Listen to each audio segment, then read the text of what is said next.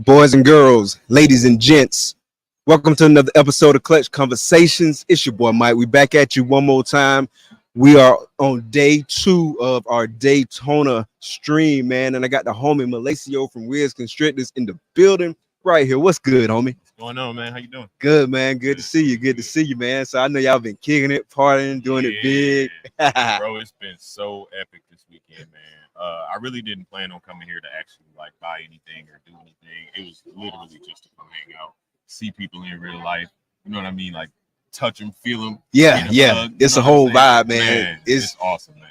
Like it's fun hanging out online, and I wouldn't trade it for the world because it can keep us in contact like a lot more often, and make it practical and whatever. But there's no substitute, bro, for that in-person interaction. You get to dap somebody up, you get to hug somebody, you get to look them in their eye, touch them, man, laugh, all that good stuff, man. So fun times, man. It has been. And everybody is pretty much the same people that they are online and everything else. There's no faking, no front, and everything. 100%, 100%, 100%. Awesome. It's been fun, man. I've been sending pictures, man. So last night I was supposed to get out the house. I ain't gonna lie, bro. Like this has been like a Herculean effort for us because it's our first time, bro. Yeah.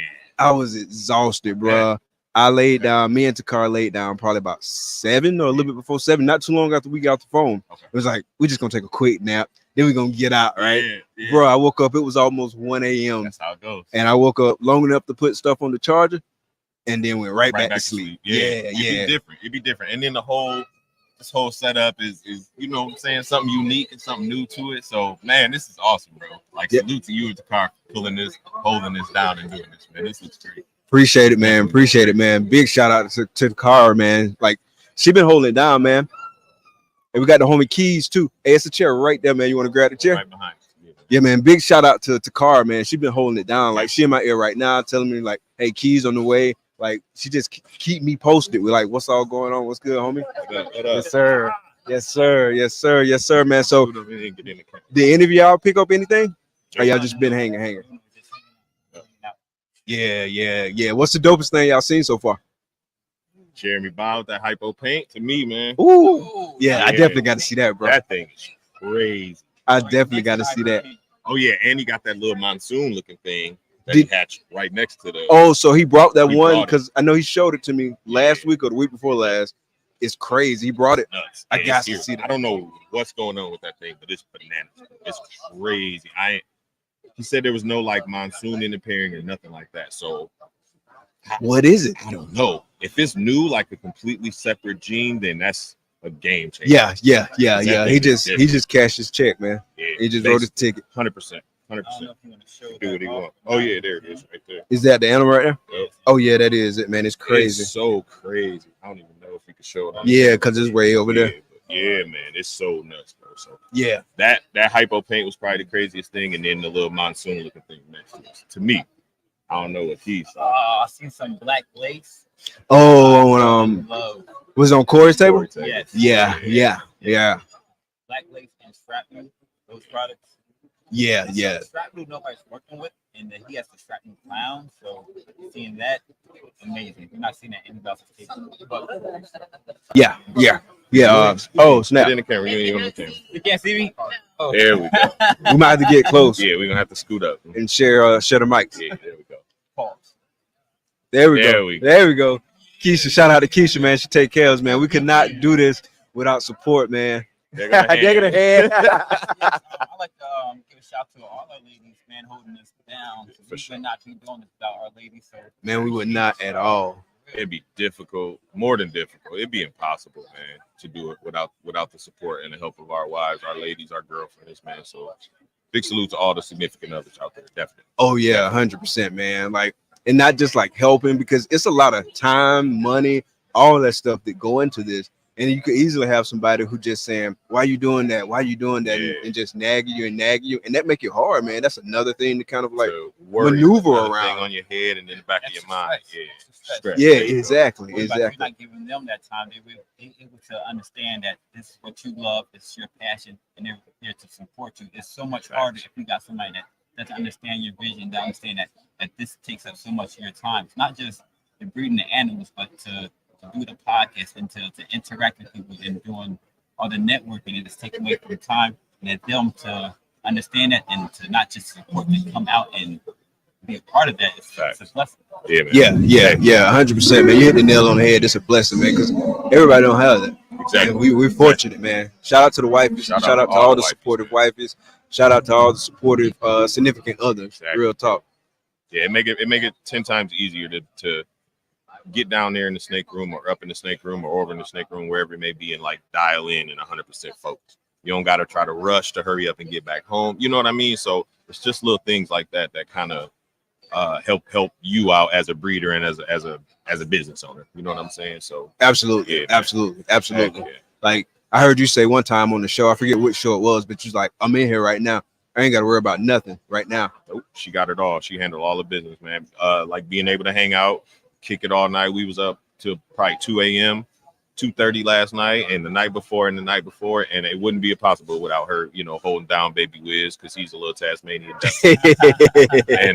and then the fact that she don't, she's not buzzing my phone every 5 minutes. Where am I at? What am I doing? Who am I with? That kind of stuff like that. So it just make it easier to live, what I mean, and enjoy every day. You don't got that on the back of your mind. So 100%, 100%, man. It's invaluable, bro. Facts. It's invaluable, 100%. Yeah, so man, y'all speak a little bit about like the Wiz Key collabo, man. Oh man, I'm thankful that this brother was able was willing to jump on and help me do what I do, man. That's like he inspired a lot of what I do. I wouldn't not be here as far along as I am if it wasn't for Wiz helping me and pushing me and making sure that don't give up when times get hard. And so without his support, I would not be here. So who better to help me through this show? Yeah, man. You already know. Yes, sir. Same thing, man. Like he came to me, was like, yo, we already do so much together. We already texting and doing everything anyway. Like any major decisions as far as collection goes, we always kind of talk to each other and make sure it's cool and it makes sense to do that move. You know what I'm saying? So he was like, why not just combine forces, bro? Anything I do on the show, any show we do, I talk to him anyway. So I don't just make decisions like people think. I just don't make. I have to talk it out. Speaking of, I don't know if you wanna we got a name now. If you don't mind, I'll break this. Do your thing. Do your thing. We're starting a new show. Starting next month. It's called Breeder for the Future. We're going to have different breeders. We're going to talk to them about specific projects. We're going to do interviews. They're going to cut the clutch on the show. We're going to talk about why they did that pairing, what they're looking for in that pairing, and the future of that pairing. Heck yeah. It's going to be me, Wiz, and KG. We got a few sponsors already. We got Eyes and Boys. We got Biosecurity Reptiles. We got Resistable Pythons and Rattery. So, yeah, look forward to that. Next month. Yes, sir. Yes, sir. Yeah. Yeah. That's dope, man. That's real dope. Mike is gonna be one of the guests, so we're gonna have some a good time for real. Yeah, man. Looking forward to that, man. That's gonna be dope, man. It's a good idea. It's a great concept, man. Shout out to the homie, man. Because I mean, everybody loves egg cuttings, but it's kind of like, here go the clutch, here go the babies, and then we move on to the next thing. You know what I mean? It doesn't. You don't get what you gonna do with that? What makes a holdback a holdback? You know what I mean? That kind of thing. So we can kind of dive in depth. What you want to do with it in the future. Dive a little more in depth and kind of gauge people's plans and what they want to do. You know what I'm saying? So it's a win-win. Like you could talk about like the whole kind of like cycle, like what led to you doing that pairing? Like what were you thinking? What exactly were you looking for when you put those together? And then like the idea and part of it, and then the going next. Yeah, man, it's gonna be a lot of insight. It's gonna be a lot of insight. And then that kind of thing, like this show that you do, you and Matt show, it just, bro. Love it. You and Matt killing it, bro. That was a fire collab. You know what I'm saying? Like y'all bounce off each other, energy real well. It's never dead space. It's never dead air. Y'all collab real well. So keep that going, man. That's definitely one of the influences for us And one appreciate of the, that. You know what I'm saying? One of the things that we kind of look at, pay attention to, and kind of take little tips from and that too. So big salute to you. You know what I'm saying? You big salute to y'all too, man. Yeah. So it's all love, man. It's enough room for everybody to eat at the table. Facts. Definitely enough conversations to be had about these animals and the business aspect, the hobby aspect, and all that. So we just gonna keep growing and keep expanding, man. You know what I'm saying? Like keep branching out, opening new doors for other people and for ourselves and for each other, and just growing, man. It's all about growth. You know what I'm saying? So positive energy, positivity. Yeah. 100%, man. Can't wait to get that 4-way. Pause. Yeah, pause. Pause. The collab, though, you know what we're talking about. That collab gonna be nice. Yeah, y'all pay attention for that too. It's gonna be us 3 right here, and then the homie Big Matt from Ebony and Ivory, man. So y'all pay attention. There's big things coming soon. From this group of people that we rock with. So stay focused, man. Stay focused. Yeah, really, like, man, it's gonna be game changing, man. We're gonna change the face of the game, man. Because me and Mike been talking about a whole different like style of thing. Like it really don't got nothing to do with the reptiles. It's just gonna be like fun, entertaining, let your hair down kind of feel to it. So really get the real deal. How people are. Exactly, man. Yeah, and all the collabs along the way, man. It's a lot coming. I don't think folks really they don't really know, man. We're gonna drop breadcrumbs along the way, though, so don't y'all worry. Yeah, man. We're gonna get y'all ready. Oh yes, big things coming, man. And like I said, I couldn't do it without the homie, you, MJ, Elias from Creative Reptiles. Like big shout out to Rock. It's just so many people that I take. Nicole, Lady Tiz, there's so many people. I think, the whole Wiz Tank fan, the Suspects fan, the V Unit, everybody, bro. The RWO family right there in front of us right now, man. It's yes, sir, bro. This community has been crazy, man. So the community has been nuts. It's been nothing but a blessing, and I hear from a lot of people who come from different breeding situations, whether it be dogs, birds, whatever. They like, bro, I've never gotten to a community where it's not cutthroat. It's not people talking behind your back and smiling in your face. And I'm like, that's here, but it ain't within our circle. We weeded all that out.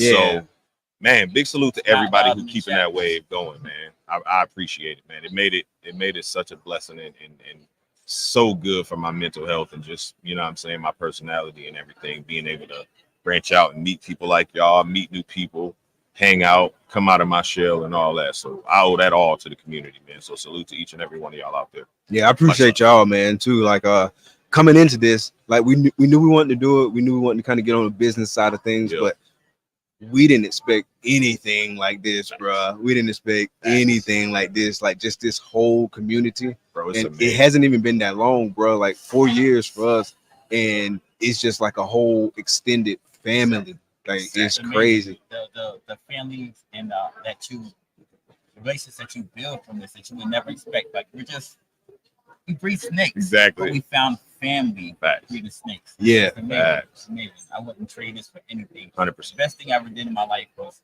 come to Daytona 2019 ball. And then it just snowballed from there. Yeah, that's how it goes. Everything just snowballed from there. Yeah, 100%. 100%. 100%. It's been epic, man. It's been epic. I got nothing bad to say, nothing negative to say about it. Like I haven't experienced anything that made me even consider going any other direction. You know what I'm saying? I'm in here. Found y'all, I found GP, I found Reggie, I found Antoine. You know what I'm saying? Justin from Pressure Pythons, everybody, man. It's been a blessing, man.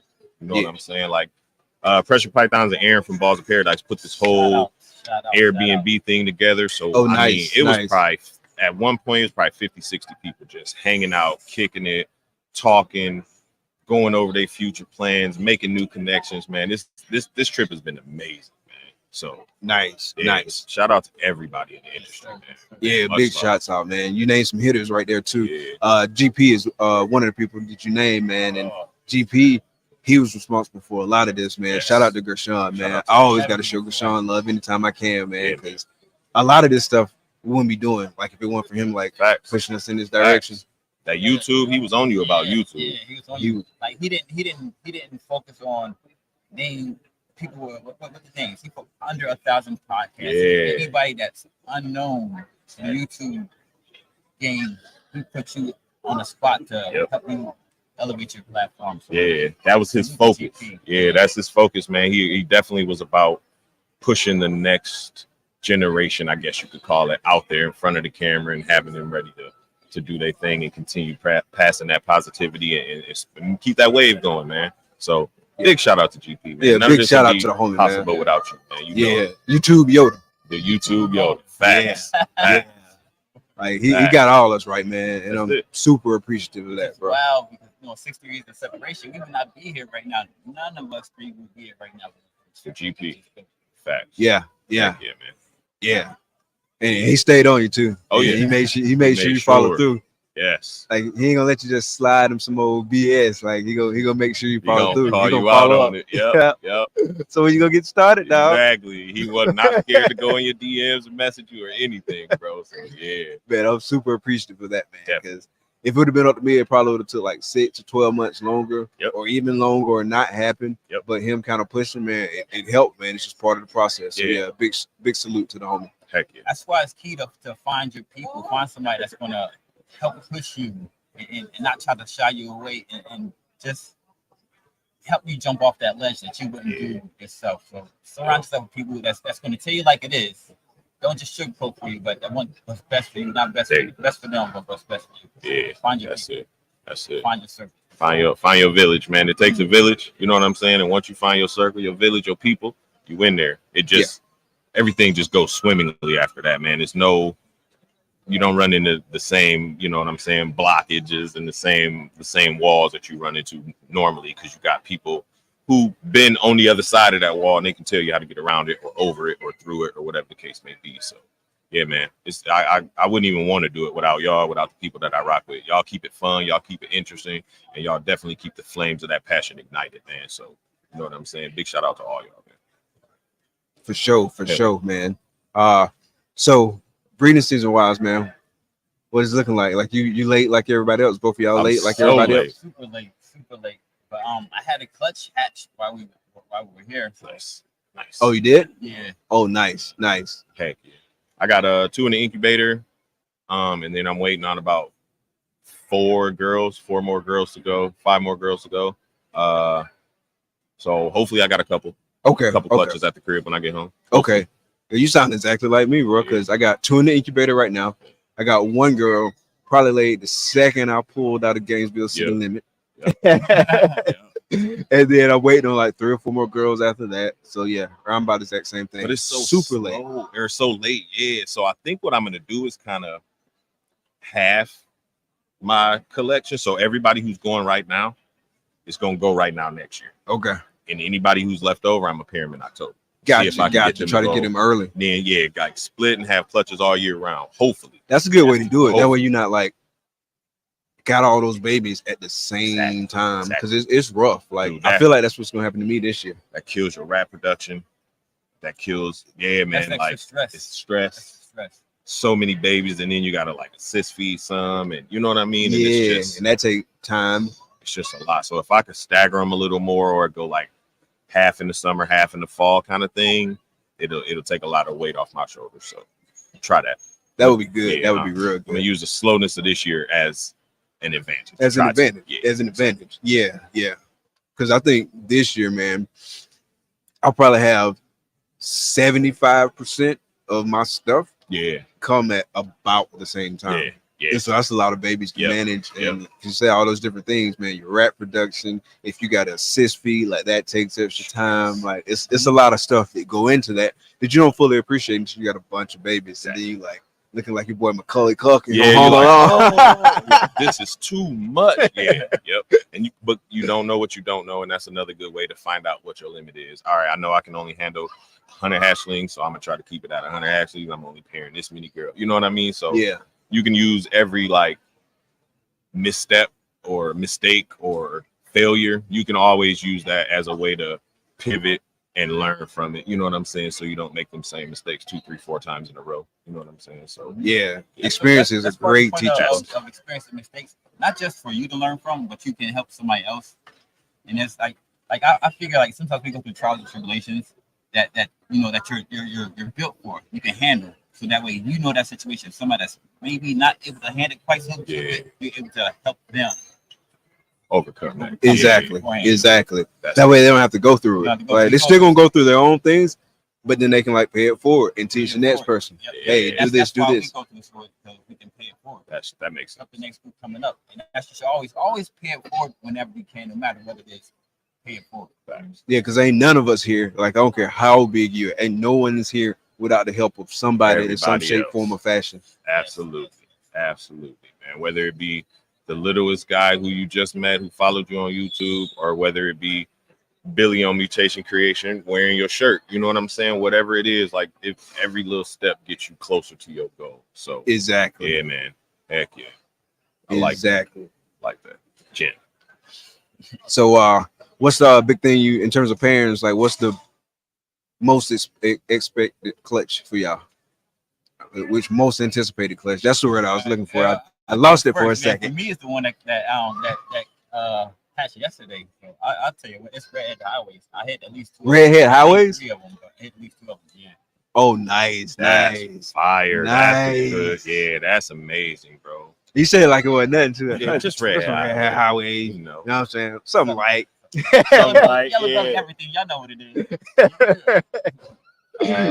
I got a chance at DG, Ultramel, Clowns, or Kryptons. Oh wow! Yeah, I got. What's the pairing on that? I got a male Krypton, 100% head DG, 100% head Ultramel, paired to a same thing. So one is his daughter, which is a Krypton. Okay. Double head, and then the other one is a Clown double head. So I hope I can hit them all, or at least hit one male. Would you prefer to hit like a Clown version or a Krypton version? Honestly, Krypton. Same. Krypton that's what I would be with it too. It's just more versatile, man. And then like you compare Krypton to a Clown and get half Clowns and half Krypton, so it just never looks as boring like just a clutch of Clowns, or just, you know what I'm saying? It's always some new kind of variety. Yeah. So I'm definitely team Krypton, man. Yeah. With it. I love the Kryptons. Like at first, I probably slept on it a little bit, but then once I started seeing like combos and stuff like that, bro. Like even with the Kiki project, right? So Krypton in the Kiki projects. That's one of the goals. Charlie doing that. Shout out to Reagan Renee. Charlie from Reagan Renee got going that route out too. He making some, I don't even know what to call it, Krypton Kikis, I guess you would call it. Yeah, I just call it Krypton Kiki. Yeah. That's probably technically not right, but that's what we're gonna roll with. That's what we're gonna roll with. So that's a real interesting project, because I mean, a lot of Krypton stuff look better than the Clown version. It does. So it does. It's real cool. Like even just a pastel Krypton is insane. That's my tears y'all seeing, because you don't see Clown all the way. So.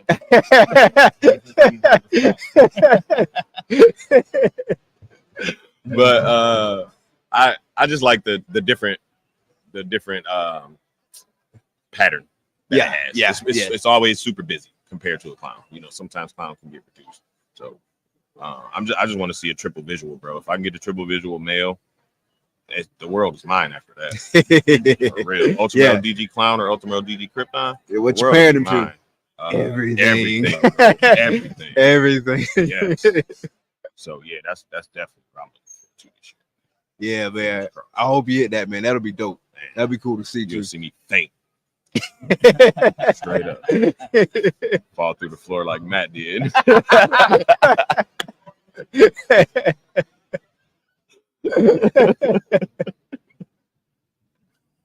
Shout out to the homie Matt. Shout out to the brother. I can't believe he ain't even around here. Yeah, they gonna get here probably about 1. Okay. Yeah. They was up late last night. In fact, when I woke up, they was going to bed. Oh, damn. Yeah. Damn. They kicked it. Yeah. So it was about 1 time. Yeah, that's dope. You got to do that, man. You got to treat this like a vacation too. Exactly. You know what I mean? It's not just, you're not just going out here to vend or to buy animals. Like, you got to experience the whole thing. Get your feet on the sand. You know what I mean? Touch the ocean. Get out there and enjoy some of that heat and sweat a little bit. Yeah, you definitely gonna sweat. Yeah, that's guaranteed. There's never been a Daytona, bro, where I wasn't drenched in sweat. Bro. That's part of the experience. Exactly. You know it's gonna be hot. You know it. It's not a surprise. Right. Like you know this is coming. That's why I got the sweat right around here somewhere. Yeah. You know it's coming. You already know. Keep one. You already know. Fact. Yeah, I would have got out more, man. And I wish I would have got out more if I had like one quote unquote. If I had one quote unquote regret, it would be the fact that didn't get out. Yeah. Sorry, but there's always next year. There's always next year. We definitely gonna come back. I'm gonna make this a yearly thing. Yeah. You know what I'm saying? So as long as Daytona going on, we'll be back. Yeah. I got to do better next year. I think next year one of the things I'm gonna do is go ahead and get here a day early. Yeah. We came on Thursday, and that made a lot of difference. Yeah. Because that way, I'll pre-record the show, or if I don't pre-record the show, I'll do it from like here live instead of like from Gainesville live. Get here, get everything set up, like let my hair down, hang out, and you know what I'm saying, just chill. And then it's just like a whole like chill session and plenty of time to do everything versus because this time, man, I had to be like right on it. And it was the first time we had done like a live run through of like the whole process from A to Z, right? And so you're gonna inevitably come across like some kinks and stuff you gotta work out. Like had to work out stuff with the camera, stuff with the audio. It's still like a few things we got to work out. Yeah, went everything. Yesterday was real nice. Yeah, the setup's amazing, bro. All the interviews we watched yesterday was great. So you're doing your thing, man. This is definitely nice. I like this. Appreciate it. Baby Wiz out there. I can say that, but super proud of you, brother. Yeah, man. Appreciate it, boss. Yeah. Appreciate Keep your thing. Keep doing your thing, yes, man. sir. Definitely. Appreciate it. Definitely. Appreciate it. And like we was just talking about this the other day, like we got to watch the whole growth, you know what I'm saying, of where you started to where you are now, bro. And yeah, like you get to see that whole growth and development and evolution of everybody, man. And like it's been cool to be able to see that because it motivates me. You know what I'm saying? I'm not a jealous person. I've never been like a hater or nothing like that. Stuff like that always makes me feel like, well, if he could do it, why can't I? Like, you know what I'm saying? So it gives me motivation to keep going and keep trying. Like I learned so much from Clutch Conversation because you are so business oriented. Gems all day. Gems all day. I appreciate it, man. Y'all fellas motivate me, man, for sure. And the guests be fire.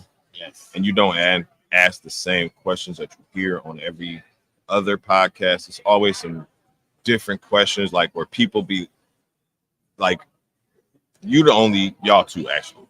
Only ones where you ask a question and the person that you interview and be like, hold on. You know what I'm saying? Like most of the time it's just that, oh, what you breeding? What's your favorite? You know, and they just kind of spew that out. But y'all actually make people think and like get into the personality of the person and why you made the decisions that you made and stuff like that. And that's always been very interesting to me because then you can kind of understand why a person did a certain thing or why they work a certain recessive or stuff like that. So yeah, man, big salute to both of y'all and everybody else who do these interviews, man, because it's just a gem session.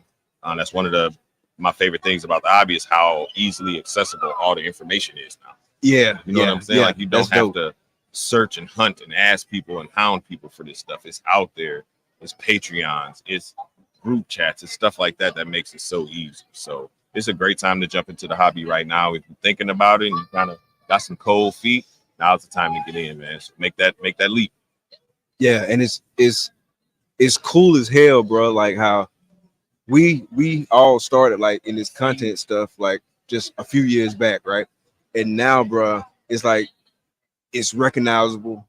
Folks know who he is, like at all levels of kind of like the industry, like is getting the recognition that like I feel like it deserves. And that's not just because I'm biased, because I see that it's a movement that needs that recognition. And I'm just super excited to see like it getting the recognition from all those folks at various levels of the game. You know what I'm saying? From the newbies to like the old school folks who have been in it for decades. Exactly. And it's just gaining like more and more momentum. It's been sweet, man. People thought it wasn't gonna last, but it's lasting. So still here, and you jumped it off, bro. Like hair down Friday, bro. Like hair down Friday, man. Like everybody like chilling. It just made it like a vibe, right? Like it was like sitting on the couch with somebody, hanging out, fun family atmosphere. Yeah, exactly. We have fun with each other. And learn and support. Exactly, man. Like I done met so many people like through that, and just it just start having like a snowball effect, man. Like it's a domino effect. Stuff branching off, man, which is the coolest part is you seeing other stuff branching off. Yeah, from it. Yeah. That's the dopest part. Heck yeah. Yeah, it's like planting a tree. Yeah, like planting a tree. Yep. The roots go down and spread out, and the branches go up and spread out. So either way, it's branching. You know what I'm saying? Exactly. So that's dope. 100%. That's a good analogy. Man, that's crazy watching going to tables and looking at clutches that people cut on here. They're like, yo, that's Nick. Yeah, for sure. For sure. That's dope.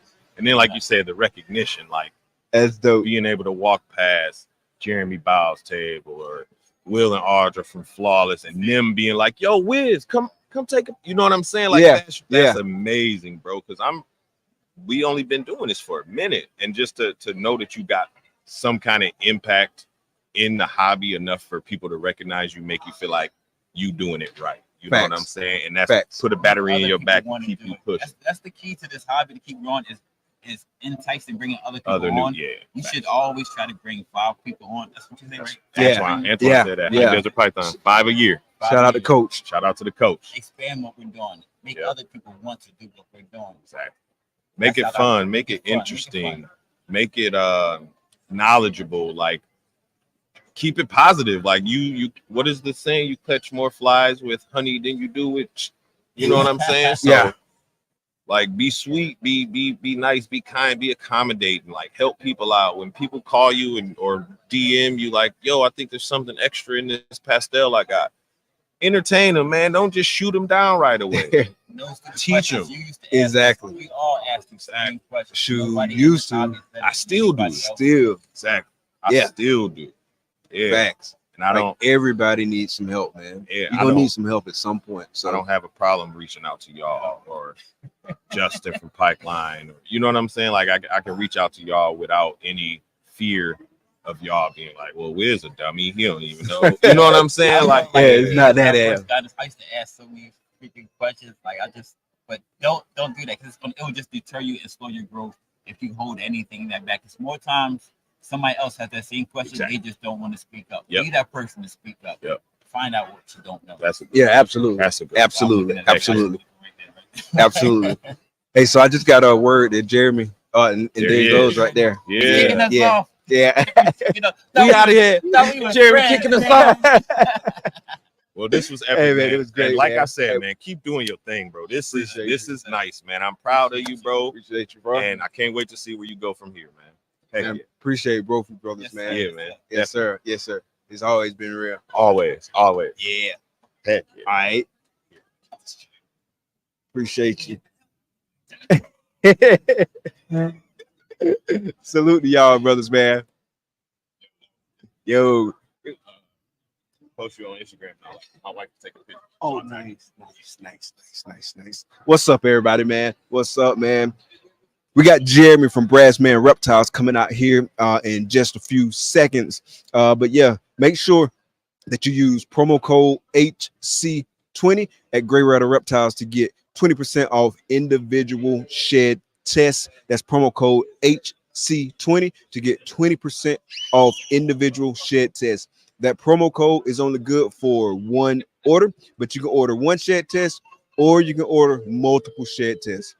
But it's just the individual shed test. You can get the 20% off the bulk shed test because those tests are already discounted, but you can get 20% off as many individual shed tests as you want in one single order. That's promo code HC20 Grey Rider Reptiles, www.shedtesting.com. What's good, brother? What's up, bro? What's up, man? Good to see you. Good to see you, Mr. USARK.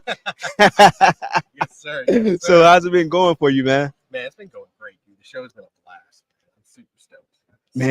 Daytona's always fun, dude. Oh yeah. We was just talking about that, man. It's a whole vibe. It's important. Like full transparency, bro. I have not partied as much as I normally do. Last night we went to the house because we got like an Airbnb. And so we were like, we'll lay down for about 10-15 minutes. Bro, this was at like, that was it, bro. This was at like just before 7. We got up at 1. I got up at 1, put all the stuff on the charger that I need to put on the charger, and then went right back to bed. I was exhausted yesterday, bro. I feel that though, because I had admittedly did not party as much as I normally do. Like, we had a great time at the auction, awesome. And then I went with my partner to the gazebo behind the Hilton, and was like, "Yeah, it's gonna be a blast." I sat down and I was like, "I'm kind of tired. I'm feeling like I need some sleep." So I was like, maybe we should go sleep. So yeah, called it in early. Oh yeah, called it in early. So, but yeah.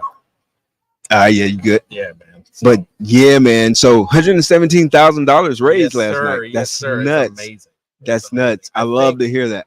I think that was a record for Daytona, or very close to a record for Daytona. So wow, that's awesome. Wow, that's awesome. Yeah, that's amazing, bro. And I saw that the bike that Steve and Jeremy donated went for like 20K, and so that's amazing. I already knew that it was gonna go for a lot. Like one of the chats that I was in, I was like, y'all taking the over or the under 10K? And everybody took the over because we knew, bro, it was gonna go for something crazy, and I love it. Yeah, man, they put a lot of work into that. So shout out to those guys. Shout out to the folks who helped sponsor that and all that good stuff, man. So 100%. Big time things. Yeah, it was great because that obviously so Todd from Timberline won it and then gave it to Adeline's husband. Okay. And it was funny when he came over to thank Todd. Todd was like, yes, I don't ride bikes. I have cars. You have. And he was like, what are you doing? So it was really cool, man. It was really cool. It's just a showcase of community. Yeah. Out here, and that's what we love. Absolutely, absolutely, and that's what it takes, man. I mean, it sounds cliche, but it's strength in numbers, and so like 100%. The more of us knowing about it, the more of us supporting, like it's just better overall for the overall community and the overall industry in general. 100%, man. Yeah, so it was a blast, dude. It was a blast. So how's it been over at the USARK tables? It's been cool, man. It's actually been really consistent this weekend, which is great. We love having people come over and just say hey, first of all, like we love that. But lots of people buying shirts, getting some swag, signing up for memberships all weekend, which has been really, really great. So that's what we want when we come to these shows. So yeah, absolutely, absolutely. Opportunity to have like a touch point with people, give them like information about USARK, like face to face. 100%. Yeah, 100%. And getting more people signed up because the memberships are important, right? Yeah, 100%. We have a couple of our attorneys here as well. So really? So people are getting to meet some of the guys that are helping us fight in the courtrooms in those places like that. So that's just another benefit of being able to be here, man. Like you're going to get to meet more of the people that are working behind the scenes, because obviously Phil leads the charge. There are some other people behind the scenes, so it's great to have those guys out here with us as well, and just have people meet them and figure out like, oh wow, there's a lot more happening than what we might see on social media or whatever. So right. I didn't realize the attorneys was over there, or at least one of the attorneys was over there. Yeah, so that's pretty cool. I'm looking across the way. I see Art is there now, and I don't know if David, our other attorney, is still here, but he was here yesterday. They were both here yesterday. That's really cool. That's really cool because it takes a big time legal mind to really like specialize in this, like we were talking about on the show a couple weeks back. Like it's just not just go get random attorney here. Like this is like a very specialized niche in a very specialized niche. So we're talking about multiple levels of like specializations, and so there's levels to this. 100%. And so you gotta have some hard hitters. You gotta have like, especially we're talking about USARK protecting what we're doing, like you gotta have some heavy hitters that can kind of help make that stuff happen, kind of facilitate the process for you. They're super knowledgeable, so that's really cool. A nice touch to 100%. Bring those so folks can kind of see like the behind the scenes stuff to an extent, what I'm saying? Put faces with like some of these attorneys. Like that was a nice touch. 100%, man. And exactly as you're saying, like it's niche within niche within niche.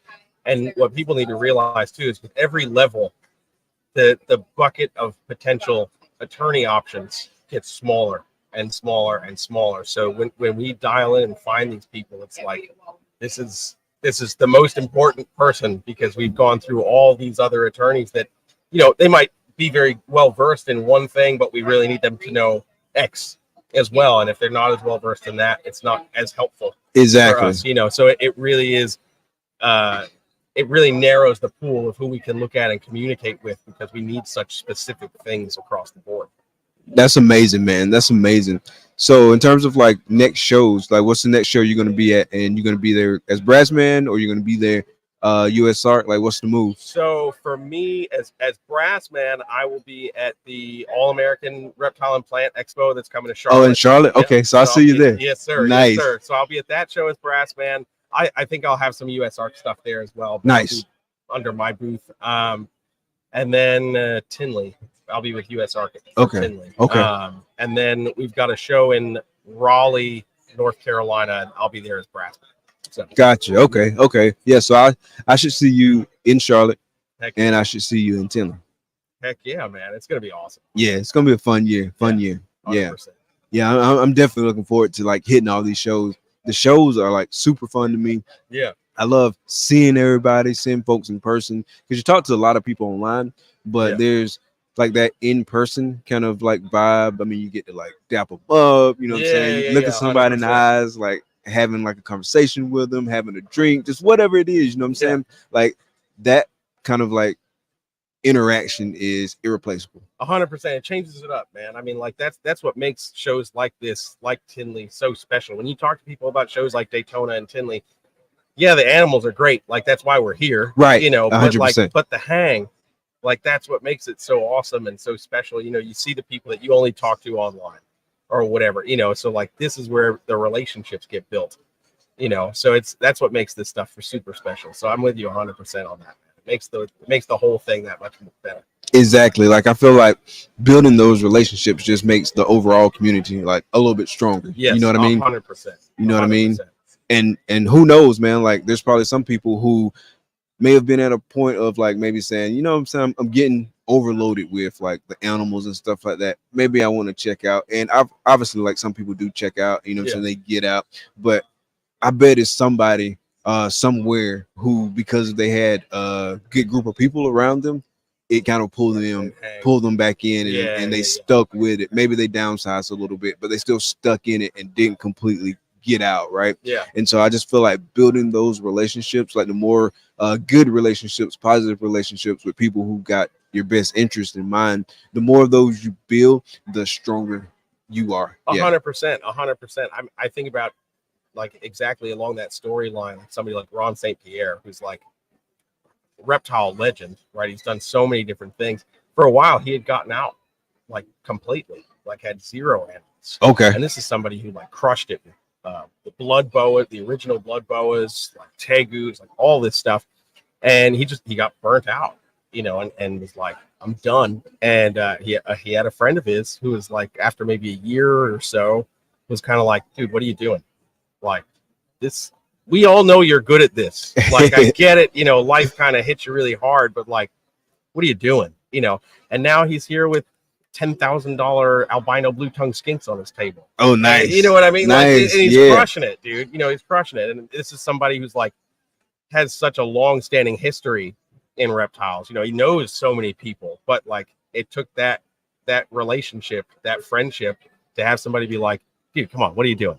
Get off your ass. You know? Good people to have. Good people to have. For real, man. Yeah, for real. 100%, man. Speaking of like relationships and networking and stuff like that, man, thank you again, bro, for linking me up with Dr. Steven Tillis. Oh, yes, absolutely, man. Absolutely. I'm so glad y'all got to connect, man, for real. Yeah, I can't wait to go to his facility. Yes. Yeah, so we're gonna do it at some point, in the future, right? We still got to plan it and stuff like that. But man, I'm stoked. I mean, it's not often you get to say I'm going to a facility with half of the world's python species, dude. And dude, you're gonna fall in love. You're gonna fall in love. Like I haven't been there in a couple of years, but when I was there, it was like, dude, this is like every enclosure, every whatever. Like you're just like, oh, I didn't know that was. Oh, you have one of those too. Like, dude, it's insane. Dude. It's insane. You're gonna love it. I cannot wait. Have you been? So you've been there in Gainesville? Yeah. Oh, so you were in Gainesville? That's crazy. I think it's like 2021. So it's been a minute. It's been a while. Yeah. But I want to go down there. And it's funny, I didn't know Steven was here. I saw him last night at the bar. He's over there in the corner. Yeah, as I was wandering out, he told me he was in the corner. So I got to make sure I go over there and hang with him for a little bit. But yeah, man. Yeah.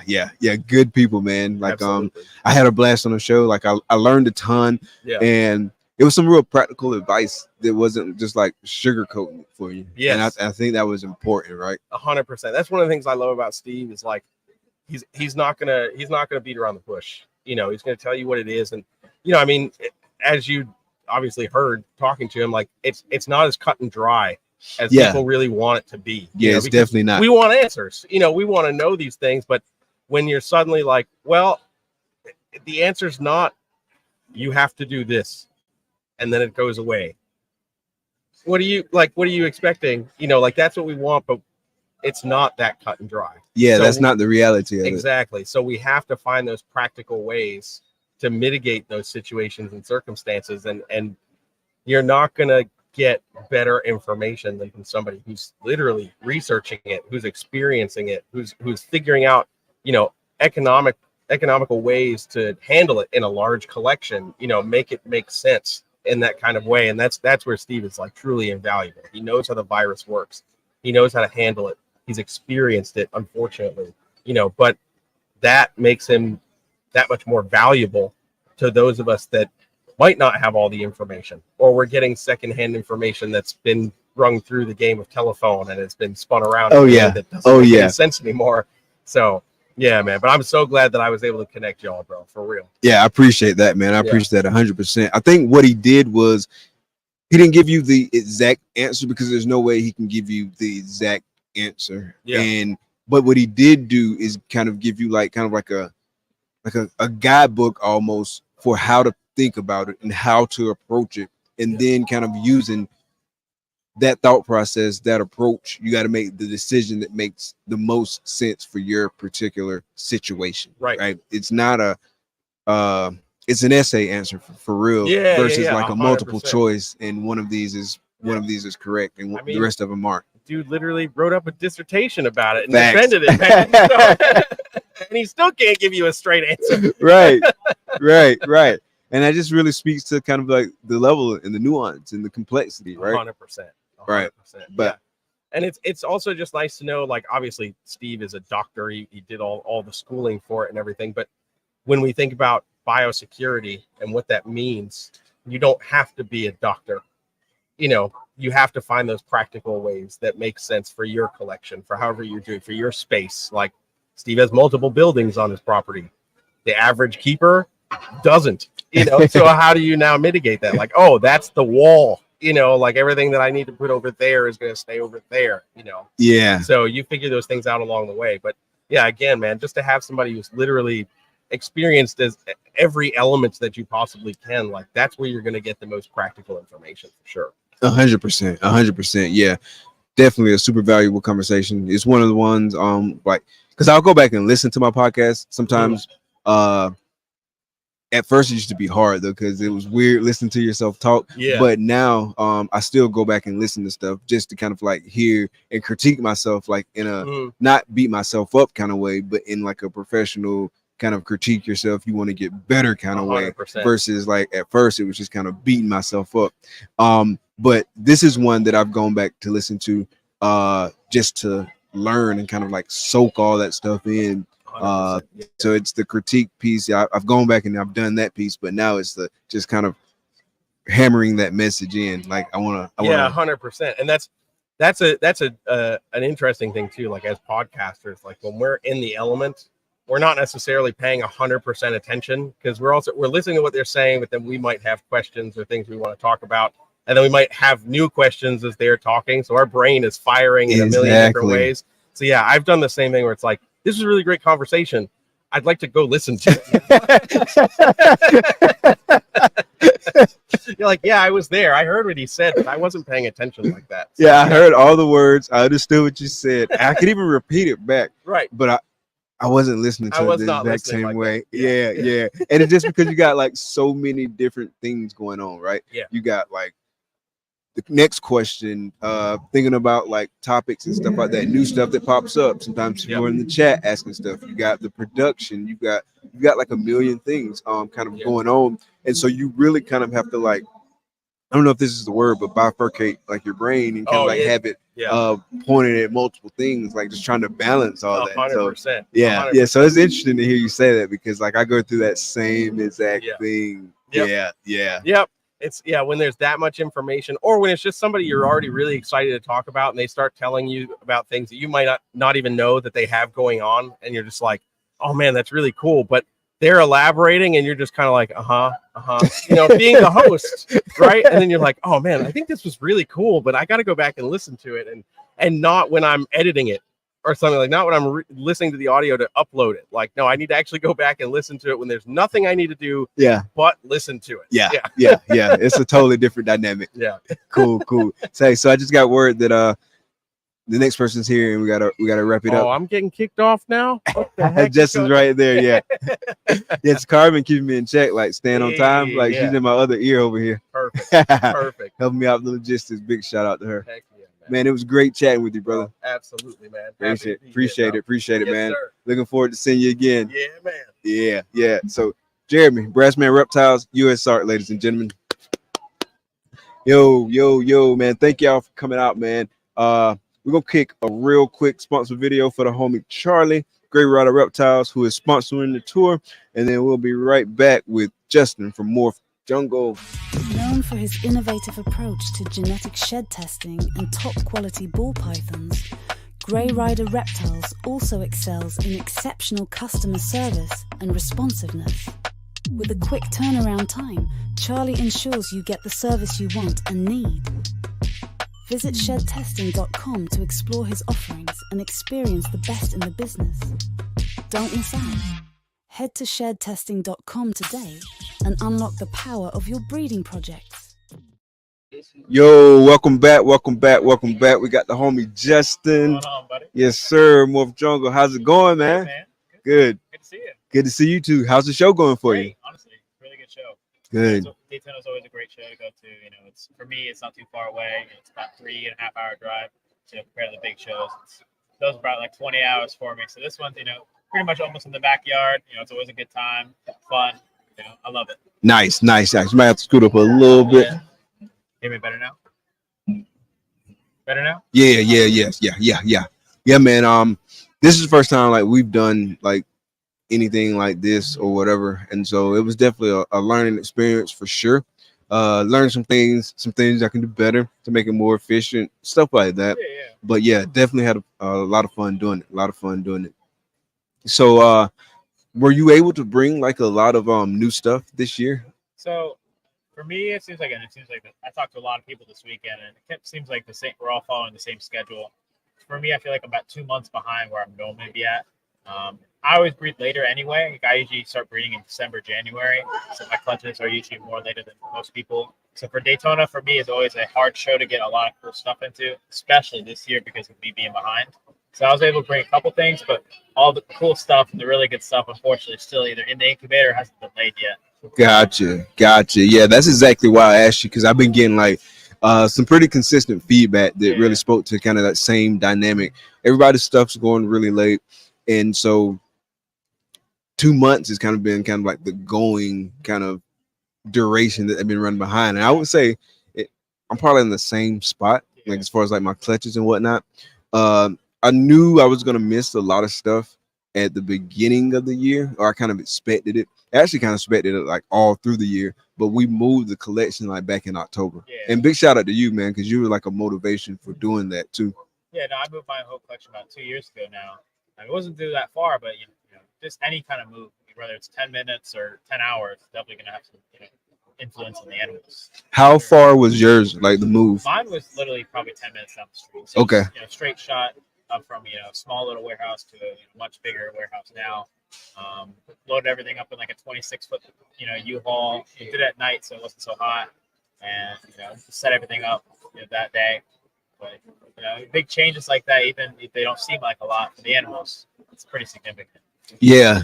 Like ours, we moved it probably about 10-15 minutes. Like it depends on traffic, obviously, like that kind of stuff. But yeah, so it wasn't that far of a move, but I do feel like it threw like some of the girls off. And so I kind of expected a light season anyway. And I'm noticing like a lot of my stuff is going like later too.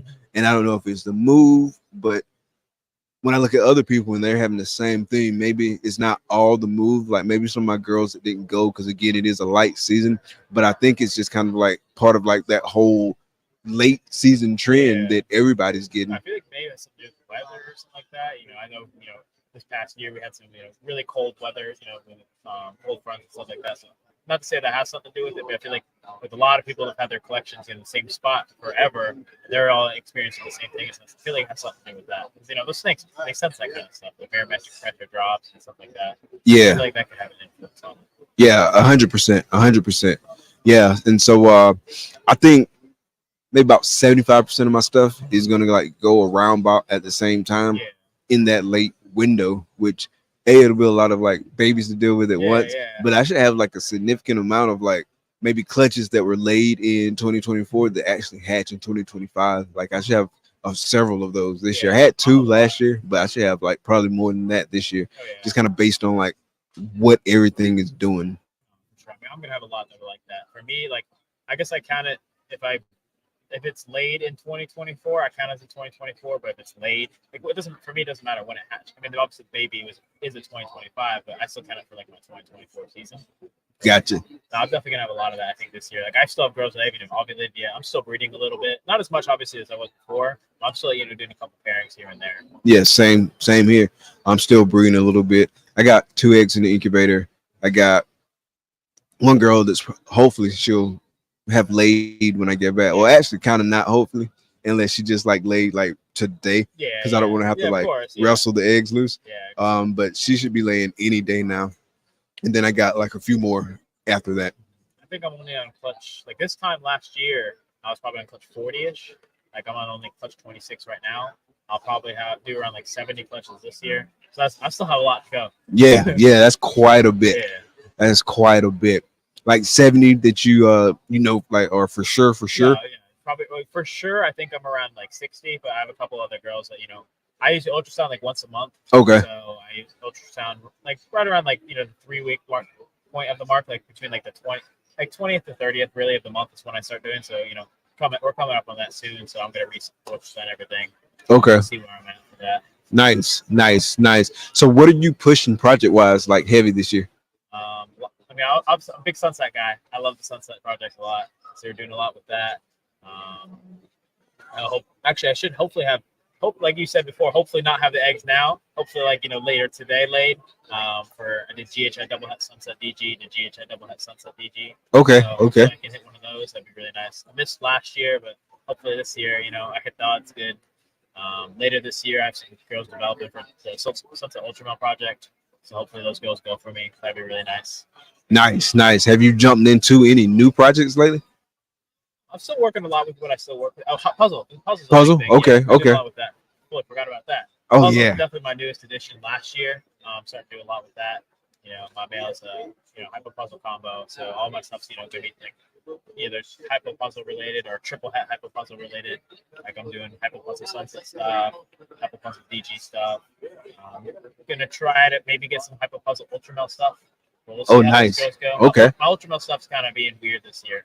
Is it? It might be taking most of my visual girls are taking a year off, which is fine. They're pretty consistent with me, so they need a break. Okay. Yeah, I think I remember talking to you last year about that hypo puzzle combo meal you picked up. Yeah. You said you were getting into it pretty heavy. I have actually some stuff on my table Oh, from him. nice. DHI combo, triple het hypo puzzle PG stuff. Oh, really? Sunset hypo puzzle or hypo puzzle sunset stuff. Okay. Yeah, I'm gonna have to come check that out. No, for sure. I said I wasn't getting anything, but I definitely need to come check that out for sure. For sure. Yeah. Puzzles are one I always joke about, man. Like I'm trying to limit my recessives, and I say all the time, I'm limiting my recessives, but I always add the caveat: if there was any other recessive I would get in, it would be puzzle. Yeah, recessives are obviously are key for everything. Puzzle is definitely it's a hot project. I feel like right now, a lot of people are starting to get into it. Obviously, the whole puzzle clown thing people have been talking about lately. I'm still, 50-50 on that. I feel like, if we just some potential to make something cool, hopefully. I have, I did one pairing for that just to see, worst case scenario. It's not cool. I still have some cool hypo puzzle stuff. But, I'm still going to push it a little bit, see what happens with it. So what'd you do, like, in the puzzle clown project? I did that Enchi Yellow Belly hypo puzzle to a Fire Batman. Just one clutch. Okay. Make some cool, spot nose combo. Okay. So I could keep some of that. Just hold it back and see what happens. So it's hypo puzzle to a Fire Batman. There's a Enchi Yellow Belly hypo puzzle. Enchi Yellow Belly hypo puzzle to the Fire Batman. Okay. So triple hit stuff. Yeah. Nice. Yeah, man. Like with the puzzle clown stuff, like admittedly, I was kind of underwhelmed by the combos I saw. For sure. And I'm not even in the project, so I'm not going to talk about what I would do, but I'm not fully like sold that there's nothing out there. It's just going to take somebody working with it to find it. And so I'm sure when they'll find it, it'll be like, oh, wow. And then everybody will try to rush to 100%. It. That's why I feel like I did that one pairing, probably not going to do any others, but just to have a little bit of it, see if it makes some cool stuff. If not, that's all right too. Yeah, for sure. But yeah, I definitely want to see some of those things that you just mentioned you got on the table. Yeah. I've actually a girl just legs on me too. And she elevated hypo puzzle to a big GHI hypo. So I'm gonna make some, combo hypo puzzles to hold back as well. I really think some combo like GHI hypo puzzle stuff in the future would be really nice. Cool. Yeah. That would be pretty cool. It sounds like it. Like just kind of sitting in my head a little bit. It seems like it would be pretty cool. Did you get a chance to hang out any this weekend? No, I hung out with, the normal crews, Steve from Steve's Morphs, Jeremy Bod from Bod's Exotics, Gail from Constrictor Reptiles, Jason Kittinger, Barry Swope, the crew. The Florida guys. Oh, yeah. We actually got Barry on the show yesterday. Yeah, that was awesome. Yeah, that was pretty cool. The elusive Barry Swope. Right. Yeah. We got you. We got the camera here. We got the microphone here. We got the lights. We're ready. Just come on. It was cool, man. It was a good chat, man. I had a lot of fun, man. He talked about like some of his projects and whatnot. Yeah, and kind of like his mindset when it comes to like pairings and projects and stuff like that. Hypo puzzle guy. That's where my boy came from. Yeah, I remember you saying that. Yeah. I definitely want to again, man. I want to check out that stuff, but for sure. Yeah. But so where'd you guys go like last night? Did you guys go to the auction and stuff, or you just hang out? No, we went to the auction. Obviously Steve and Jeremy donated a bike. Yeah, raised $20,000. That's crazy. I love it. Yeah, we're all sitting at Steve's table there, so that's pretty exciting. Oh yeah. Yeah, we all thought it was. Honestly, we had predictions. We talked about it. We're thinking, going to go around $5,000, but to see it go for 20 was pretty amazing. Yeah, one of the chats that I was in, we had like kind of like a little over under. It was like over under 10, and all of us said over. Just because I knew it was going to go for a good bit. I was thinking in my mind, like if I had to pick a number, I would have said like 15. So 20 is just like even that much more amazing. Pretty incredible. Yeah. But I did feel like it was gonna get a lot of bids. And as I was walking out yesterday, because I've seen pictures of it, I've seen videos of it, all that good stuff. But I saw them like rolling it in yesterday. I said, I think it's sweet. A little bit yesterday. Yeah. Oh, did he? Yeah. Did he? Yeah, I forget the move that Jeremy said he was gonna do on the show. I forget what it was called.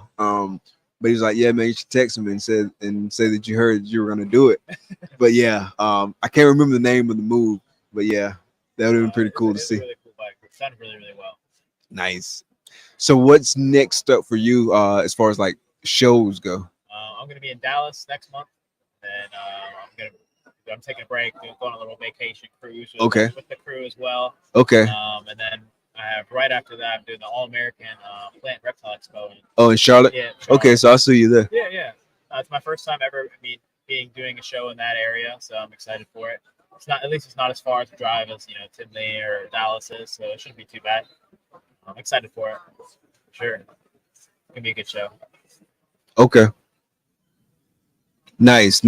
Sorry, Takara was talking to me in the thing. I was like trying to halfway listen to her too. But yeah, man, I've heard a lot of good stuff about shows in North Carolina in general. Like every time I hear feedback about like North Carolina shows, like I've heard good stuff, and that's even Repticons and stuff like that. So definitely really looking forward to checking out like the AARPE. It's gonna be fun, man. It's gonna be like a nice little vibe. It's not that far from Uptown, so probably be able to like go over there and do some stuff. So I'm definitely looking forward to it, man. Yeah, I'm not familiar with the area at all, but I heard it was a really nice venue from the people I talked to. So I think it's gonna be a good show. Yeah, we had Nick on here yesterday. Oh, Nick's a great guy. Yeah, and he was like giving us the rundown of everything. So yeah, I'm definitely looking forward to that show. Yeah, Charlotte's one of my favorite cities. Like I say that all the time. I've never been. So oh, you haven't? Okay, yeah. It's a little bit, and I don't remember what cities, but my grandparents used to have a house in South Carolina. Okay. So sometimes, we'd visit them for the summer, and we'd go to North Carolinas and the mountains there. But I was little back then, so I don't really remember much about it. But I'm excited to see it again for sure. Yeah, last time we went to Charlotte, it's been a minute since I've been to Charlotte. But we went to this place. I think it's called Crowder's Mountain, and it's got like a little trail or whatever. Okay. So it takes like a couple of hours to like get up that trail, and it's a good workout. But to be honest, bro, like walking back down it was for me tougher on my knees and stuff. Just because you're like going down at a decline and you're just trying to keep from falling versus just like climbing. You gotta keep your pace steady so that way you don't get too fast. Exactly. But once we got to the top and could see like the view of like the whole area, bro, it was so nice and peaceful and serene. Like it was a blast, man. So definitely looking forward to getting back there and kind of chilling, man, hanging out. It's a different kind of vibe than South Florida. Yeah, for sure. Mountains, For sure. Yeah. And then you said you're going to Dallas too. I won't make it. You're going to the fall Dallas, though, right? Are you going to the spring Dallas? So I went to the spring Dallas earlier this year, and then now I'm bending actually with Dale from Constrictors Reptiles. We're having a split end cap there, so we're gonna bend in the fall, see how it is. For me, I mean, it's definitely a far drive. It's it's another 21-hour trip, so I really want to feel it out for the second time, see how it goes before really deciding on the future. I did look at the dates for next year down, and they're both Tinley and Dallas are both in the same month. They're both in March, so I guess depending on my schedule, I gotta obviously Tinley's I always do Tinley, so I really gotta feel if I can either make it or not, depending on my timeline. Yeah, I totally get that. Yeah, because Dallas is like the 29th and 30th or something like that of March. I think it's like a 2-week difference. And Tinley's like, I was just about to say, So like for me, with all the animals and stuff, it's a lot. Yeah. You're trying to catch up, and then by the time you get caught up, you just gotta leave again. Yeah, because how long is Tinley driving wise for you? The same thing. Which is interesting. It's actually from my house. It's a 5-minute difference from Tinley versus Dallas. Okay. Yeah, so okay. They're both around like the 21-hour mark. Yeah, so it's 17 for me. Yeah. And no, it's 14 for me. So that's not as bad. I wish. Yeah, I think it's 14, and same thing, like a 5 or so minute difference. Yeah, which is honestly, I never would have thought that. I would have thought there would definitely be a bigger difference in that. Yeah, and so I'm debating like how I'm gonna get there. I'll for sure be driving to like Charlotte because that's not a bad drive. It's just hopping on 95. Once you get out of like Georgia, it's a better drive because Georgia, man, you go 71 and the 70. Someone's pulling out the bushes to pull you over. No, when we all drive through to Tinley together, we got to make sure whoever's driving the van at that point, because we drive straight through. 3 of us or 4 of us, we'll split it up. Got to make sure we're on our toes around the Georgia line. Yeah.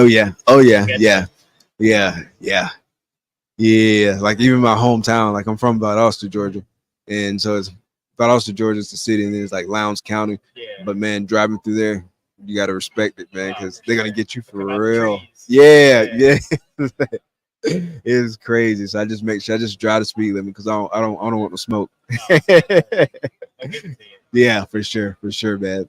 Cool, man. Well, I know we are getting to the wrap up time, man. It was good chatting with you, man. Yeah, man. Good luck with the rest of the show, man. Definitely. Once this wraps up, man, I will come check out that stuff, man. Appreciate you coming on. Yes, sir. Good one. Cool. Yeah, guys. Again, don't forget to check out promo code HC20 to get that 20% discount off on individual shed tests. And we're gonna kick a real quick commercial break, and then we'll be right back. Known for his innovative approach to genetic shed testing and top quality ball pythons, Grey Rider Reptiles also excels in exceptional customer service and responsiveness. With a quick turnaround time, Charlie ensures you get the service you want and need. Visit shedtesting.com to explore his offerings and experience the best in the business. Don't miss out. Head to shedtesting.com today and unlock the power of your breeding projects.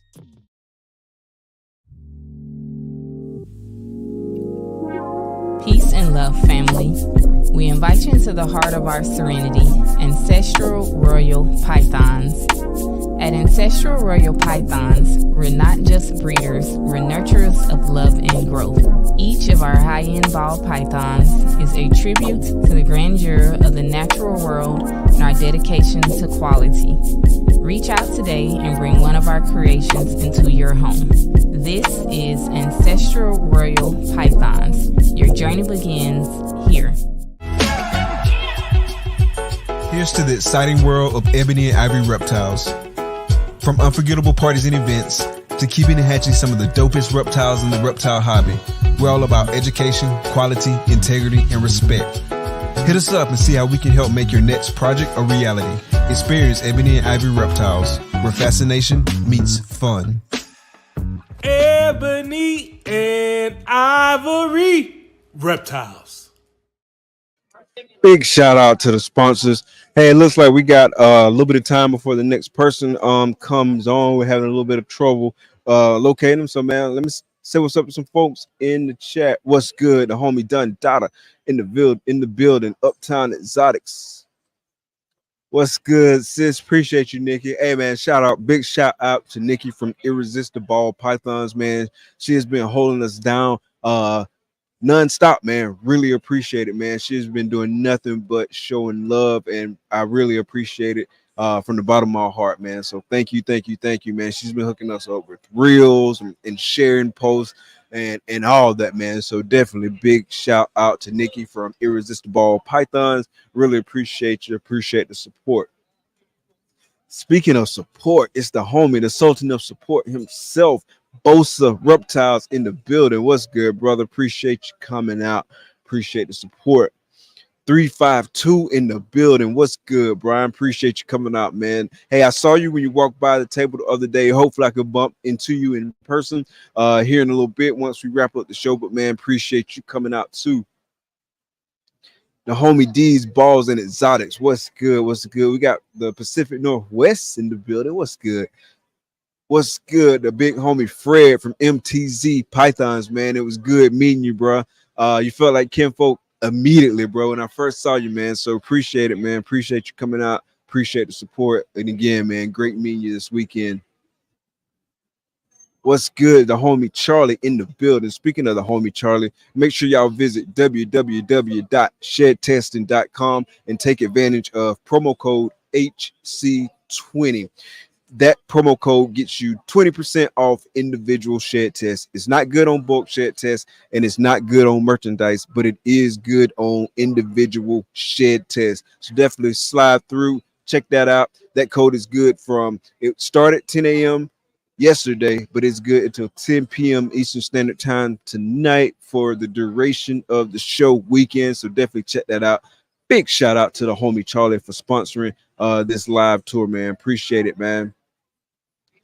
What's good? What's good, David? Appreciate you coming out. Appreciate the support. We got the homie Keisha in the building. What's good? Hey, appreciate you coming through, man, hooking us up with the cameraman.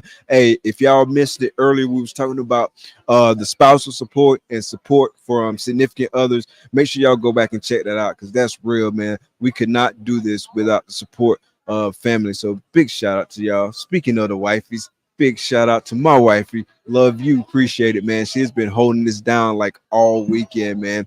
She is definitely the glue that holds it together. For sure. And it looks like we just had the homie Zach walk up, so we can go ahead and get started. You ready, bro? Yes, sir.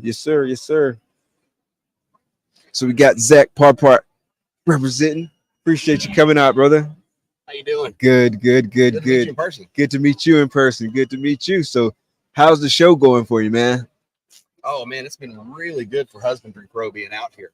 I've been thoroughly surprised this year as I've started getting us out to some of the bigger shows around the United States. Is that, like when I go to Pomona and versus coming here, I'm seeing completely different vendors.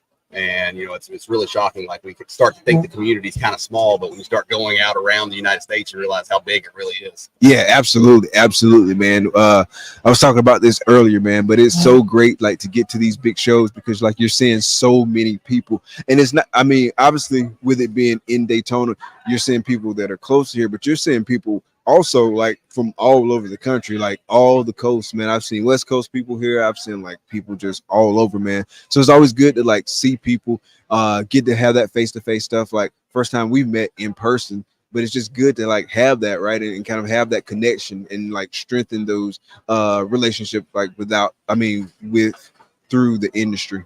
Yeah, I mean, a lot of that you just can't do over Facebook or Instagram through Messenger. You know, you can't get that good relationship. You know, you might be like, oh, this person's kind of cool, but then you meet them in person, you get to have a drink, hang out with them for a little bit, and you're like, oh, next thing you know, this is the new homie. Yeah. Now I'm sending you some snakes for some side projects and stuff.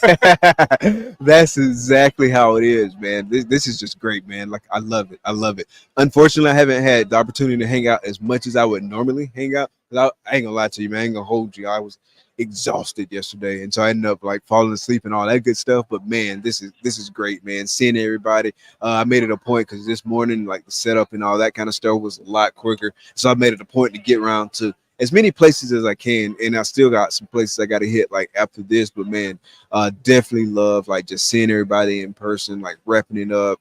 You know what I'm saying? Like all that good stuff. Yeah, you know, I mean, I'm a true show aficionado. I love going to the shows. You know, when I started, you know, in my own personal business outside of Husbandry Pro, started breeding snakes, you know, I never intended to sit at home and sell snakes online. You know, if I happen to sell some online, great. But I do 25 plus shows a year in Texas. Oh, nice. And, you know, and I truly enjoy it. I love it. You know, I mean, obviously we want to make money when we're out there, but in my mind, if I went there and I covered the cost, I still had a fun weekend. Oh yeah. So you're still doing 25 shows in Texas now? Nice. So I'm about 25, 26 for myself. Okay. And then this year I will end up doing 8 for Husbandry Pro. This is our next to last one. We're going to be doing Tinley again in October. And not sure what we're going to do again for next year. We will still be keeping Tinley. I know that. And I'm going to be probably pushing to keep this one after now that I've done it, and Pomona. Nice. Yeah, those are some good shows for sure. And you kind of like hitting a bunch of different areas, right? Like you got Florida, you got Cali, you got your Midwest, and so you're like getting like good coverage. Yes. And you know, and I'm from Texas, so you know we're already pretty saturated. We got good coverage there. You know, Texas is its own country. Yeah, we've got multiple affiliates already in there. You know, plus I'm doing the 25 shows, and I represent Husbandry Pro at all my own personal shows as well. Nice. So we'll be looking to maybe pick one up for the Northeast coast. You know, I'm looking at some of the shows up there like Battleground and some of the other ones I've heard of for maybe next year. Okay. Up in that area too. Okay, nice. So talk a little bit about your role with Husbandry Pro and like what you do and kind of like what you all are promoting like for the shows and all that good stuff. Kind of give us the rundown. Okay. So I am the business development manager for Husbandry Pro. We are owned by Robert Vanderclay. He is based out of Canada. The tech base for America's my house in Texas. We have a partner in Canada, Billy from Mutation Creation. Yeah, big shout out to Billy. Yeah, we love Billy. And, you know, and it's us. You know, we've got a social media girl, Christy Lynn. A lot of y'all know Christy. She's a sweetheart. She does our social media stuff for us. But we're a smaller company, you know, and we're just taking on the world. And my job is to be the public face of the company.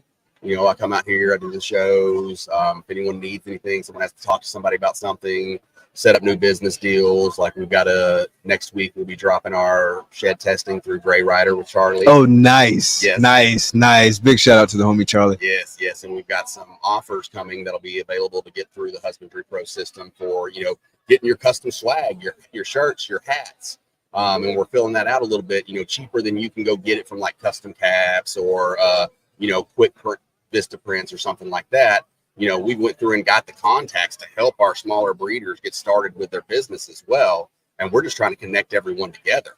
Oh, nice. You're making it more of a one-stop shop too. Yes. We do everything. So, do you know Adam Proper? Oh yeah, from Proper Royals. So he just did a cover on our new website thing that we're doing. That'll be soon available, probably this month. You'll be able to come buy a website from us. We'll design it for you, work with you step by step. It's going to be $9.99 to get it all built out for you, custom the way you like it. You can look at Adam's video and see how it, or go to Adam's, you know, Adam's Proper Royals. Like $9.99 or $999. Okay, gotcha. For us to build your website for you. I just want to clarify that for everybody. I don't want them to be like, hey, I got $9.99. But we finally got the numbers and everything down on it, so it's going to be about $1,000 to build your website. We'll host websites for nice with the hosting too. 25 or 26. Don't hold me to it exactly. You know, within $1, about $25, and it's cheaper than any other place you can host your website. And now, if you don't want to build a website through us, and you've got your own website, we've got an API built out where we can just send you a packet to download, and then you just go plug it into your website, and your website's fully integrated with Husbandry Pro. Okay. You know, we don't have to do your website for you anymore. We've done the technology on the back end where we can plug into anybody's website. No longer do you have to update your system of record, go update your morph market, and then go update your website. You're going to update your Husbandry Pro where all your animals are already at, and you're already keeping up with that for your inventory. And then your website automatically updates as soon as you update your Husbandry Pro. And then you just got to go morph market export, go to morph market, copy paste the import, boom, done. Yeah. And you just updated all 3 sites in the time it would normally just take you to update one place. Actually, less than what it would normally take you to update another place if it wasn't Husbandry Pro. Nice. Yeah, that's dope, man. And kind of like just making that workflow more efficient is super helpful, because that's less time spent kind of doing like administrative stuff that obviously has to get done. But let's be real, like for a lot of us, man, that's the last thing we want to do. It's like all that admin stuff. So to cut some of that stuff out, like, oh, I want to go make postings. Let's go make some listings. This is fun for me to do. No, you want to get that stuff done as fast as possible. Exactly. Like it's so many more things to do that are a lot more fun than like having to do that administrative. And admittedly, bro, like that's one of kind of like my weak spots is like getting to some of that admin stuff. Like I'll do it, I'll get it done, and I see the value in it. But at the end of the day, do I really want to spend my time on it? Not really. So for you all to like offer something that speeds it up that much more for people, that's super valuable. Super valuable. And that's something that, you know, in my position with the company, outside of, you know, developing new business relationships, I've also been working on developing the business side of the platform to be more user friendly by those of us who are running a business. Because, you know, Robert's our founder and he has quite a few reptiles, but he is a computer developer by trade. Right. So we're not getting someone who happens to know a little programming who does this. You're talking about a guy who owns multiple platforms and has done this for several other companies. And so you're getting an actual platform that has the dedicated developers who work on it. If anything's messed up, you know, 24/7 tech support. Nobody has that. And, you know, and since I've came on, it's been going through and streamlining all that. We spent almost 4 years of like, oh, you want this? Let's add it. You want that? We'll add it. You want this? We'll add it. We added everything for anyone. You want it? You thought it? Somebody else wanted it too. So we added it. Well, now we've gone through and made it to where, like, you know, this system talks to that system. This system links up with that. When I go to price my snakes, now I change my prices and I just click the little print button. It automatically takes me to the label printer machine. I pick my custom label I've set up. It automatically has the right animal selected because I was in there on that other screen. When I'm done, it takes me back to that screen. You know, all of that stuff just to make it smooth and fast where you don't have to like go look for this and look for that. Yeah, and all that stuff's important. Again, goes back to like that time saving thing. I know I've been using Husbandry Pro since I've got into it, right? At first, I was using just my spreadsheet because that's my default, right? I go to Excel because like I've used Excel like every day for the last, I don't know, 15 years or more, just because like the nature of the industry I'm in and stuff like that. And so like my go-to is Excel, right? But then like once my collection started growing, I started getting into more things that I needed to do and more things I need to factor in. I didn't want to like key all that stuff in Excel and stuff like that. And so like I started looking around for stuff, and like I tried a couple other things. I'm not gonna like call them out by name because I don't want to be like name dropping a diss or anything like that. But I tried some other things that didn't quite really work with my workflow, didn't quite really work with like how I wanted to see it. Because another thing, the interface, I'm a huge interface guy, and if I don't like looking at it, I'm not gonna work in it. And so like Husbandry Pro quickly resonated with me like from the jump because of some of the workflows that I can do, and like even some of that's been changing over time and like adding efficiencies. But the interface was one of the first things that drew me in. Customizability we have now of the interface. You know, move your menus up here, make it just the icons, get rid of the words, make it a flat bar. You know, you can have it look completely different than the next guy now. Yeah, and all the color schemes and a lot of that's, you know, some of it we had in the beginning, but we've just been building, adding, and it's just, it does it all. Yeah, that interface is huge because folks don't realize, or maybe probably a lot of people do, but that interface is in your face the entire time you're using the system, and so it's important that works for you. You know what I mean? You know, and that's what we're going towards, is where, you know, like for those of us who do it as a business, you know, like I'm a full-time snake breeder. You know, I'm a part-time Husbandry Pro employee. And, so it's all snakes. And when I go into my office in the morning, I pull up my Husbandry Pro and I do a lot of my stuff through that. I'm just doing that stuff in there. I don't want to have to go to this other system and go to that other system. And so that's what we're working towards, with the integration for the shed testing through Charlie, oh, here's a clutch of 66s. Well, Charlie tests for that. It flashes. Hey, do you want to go ahead and order a test for this at the same time? I don't have to go to his system to order a test. Boom, I just did it while I was setting up them babies anyways. Oh, nice. Yeah. And we're working with, we've already announced, like I say something about this. We're working with Cold Blooded Cafe.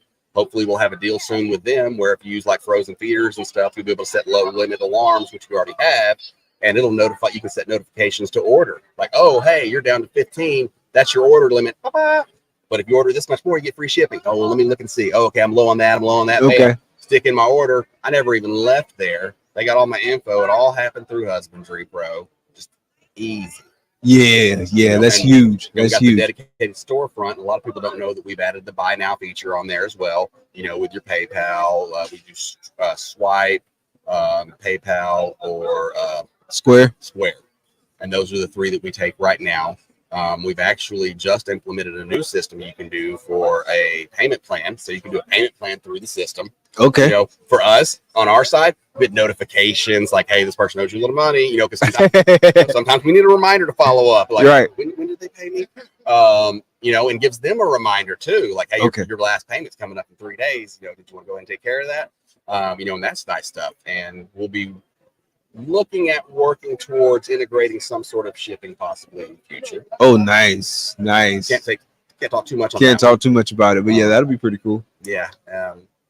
I would like to drop a little bit. I don't know if you've heard about the Husbandry Pro Next.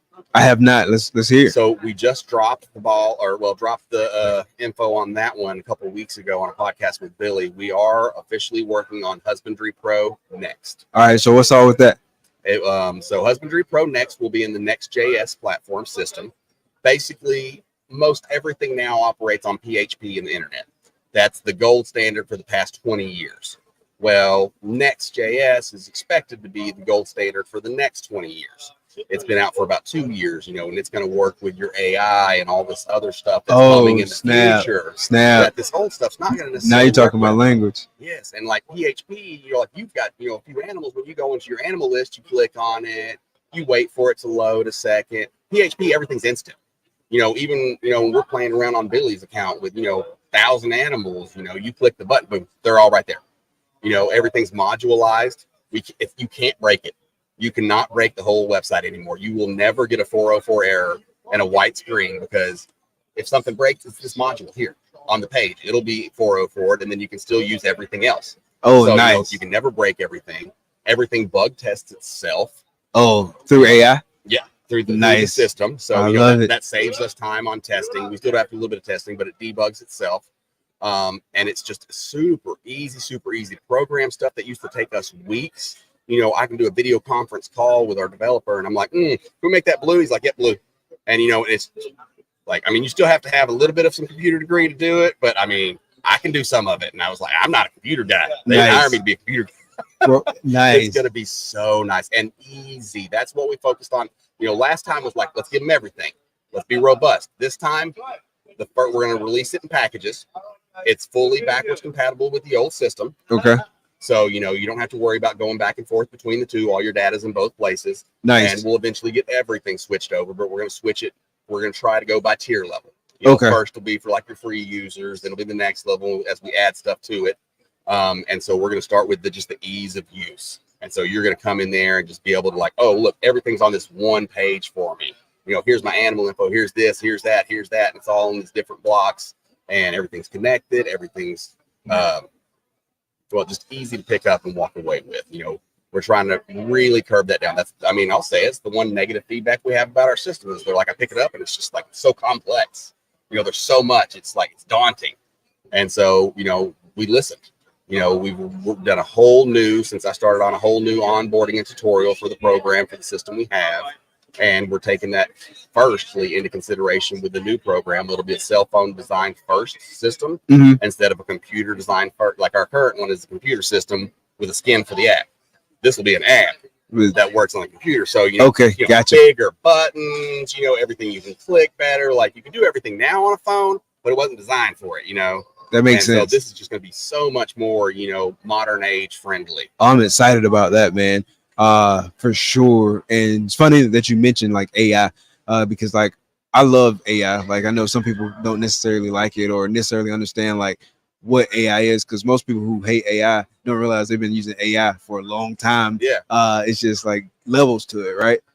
Chat GTP just like made everyone, and then Meta AI, everyone's like, what? Yeah, 100%. But like there's so many use cases for the AI in our industry in like a number of things, whether that's husbandry, whether that's content, whether that's like stuff what y'all are doing. And so there's so many use cases going forward. So I'm really looking forward to seeing kind of like the technological growth that we'll see in the reptile space.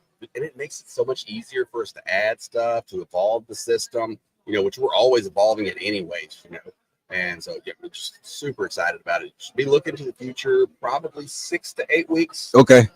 Pretty soon on that one. Okay. So that'll be real good. I'm really excited about that one. Awesome. Well, Zach, man, it's great chatting with you. I definitely want to reconnect soon. That way we can do a deeper dive. Yeah, give me on, man. For sure, man. Great meeting you in person too, man. Yeah. Zach, ladies and gentlemen. Yeah, man, it's been a fun time, man. As you can see, man, we've been having some dope interviews, some dope chats with some dope people in the industry, man. So appreciate y'all sticking through with us and checking us out and supporting us, man. Really appreciate it. Next, we got the homie Ray from Alluring Serpents. I know a lot of y'all ain't seen him in a while, but he is here. There you go. What's good, brother? Man. Appreciate you coming out, Blessings. Yes, sir, man. It is good to see you. There we go. I don't look too fat on this, do I? Nah, man, you looking good, man. You looking good, man. It's a car gonna take care of us, man. Are we looking good on the camera? Man, it is good. Hey, my man. Hey, man, it is good, brother. Pleasure. What's poppin', Mike? Man. It's been a very interesting weekend. I love this. I appreciate it, bro. I love this. I appreciate it, man. This looks good, sounds good. You're doing your thing. You're in the show. You're doing Herp Collectors. So. I appreciate it, man. Hey, man, but this set it off, bro. You and Jason came through yesterday. It was like, it was a joint effort. It's like, why did we think of that like that? Like, it's so logical, right? And I was thinking about it like when I first was helping you like get the microphone thing set up, like Clutch Conversation was here behind me. And I was like, damn, if I move a little bit this way, maybe you can see it. And then I showed Jason, we were watching you live. He's like, that needs to get mid. It's good. Right? Yeah, man. Y'all definitely looked out on that one, man. So what's been going on with you, man? Give everybody an update. Okay, so I went MIA for a little bit. Everybody's like, did you get out? Did you stop doing this? What's going on? Everything okay? Everything is okay. Been working my butt off. I got a new job. My schedule's kind of whacked out. I'm working 8 p.m. to 4:30 a.m. And we got the kids going to school.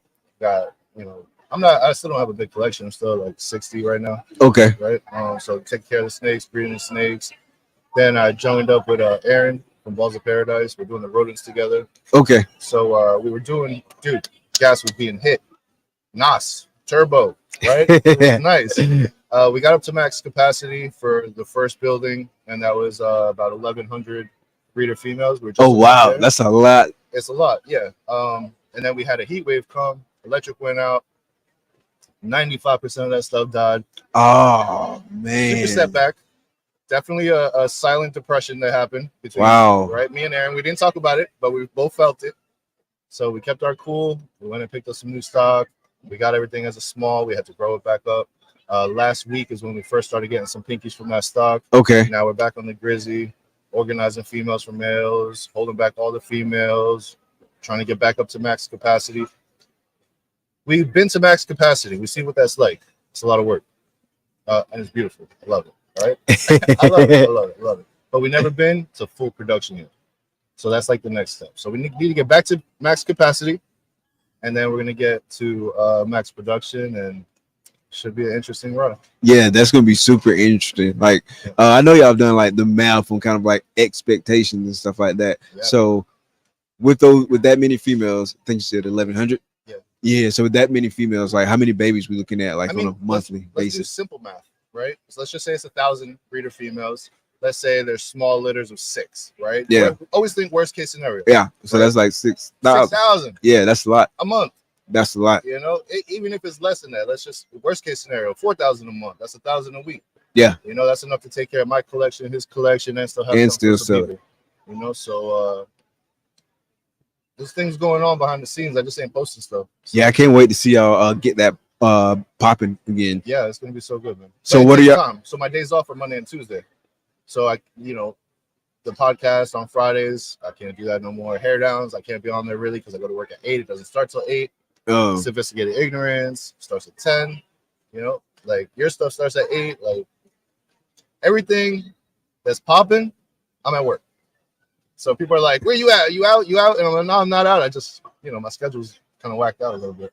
Yeah, and when we're at work, you know what I'm saying? Like I'm sleeping or grinding with the rats and all that stuff. Or taking the kids to school, picking them up from school. Like, it's a lot, man. It's a lot. Trying to do a lot. Yeah, I can imagine, bro. Yeah, I'll drop a little teaser. So thinking Tuesday, after I do the rats, I might start a show again. Bring back the MFRP. I don't know if you can see that right there. My favorite reptile podcast. Yes, sir. Yes, sir. We can sit. Yeah, just being here at Daytona, people are coming up to me like, "Yo, man, we ain't bring this shit back, bro. Like, I need that in my life. That's one of my favorites." And I'm like, it breaks my heart because I feel bad. But I want to come back and have it be the right way. Look at all this equipment. This is amazing. I got to hit you up. You got to show me what I need to get. Oh yeah, I got you, dog. You already know. Bounce back. It's not bounce back the same. It's bounce back better. Yeah. I already know, man. I'm looking forward to talking with you about it, man. There's so many things like I want to bounce off you. Yeah. So yeah, definitely looking forward to having that conversation. What you and Matt are doing? Oh, double clutch. Yeah, double clutch. Yeah, that's fun, bro. That's fun, bro. I have a good time watching that, man. And I always got to catch the replays and stuff like that, but I'm in there. Yeah, that's the homie, man.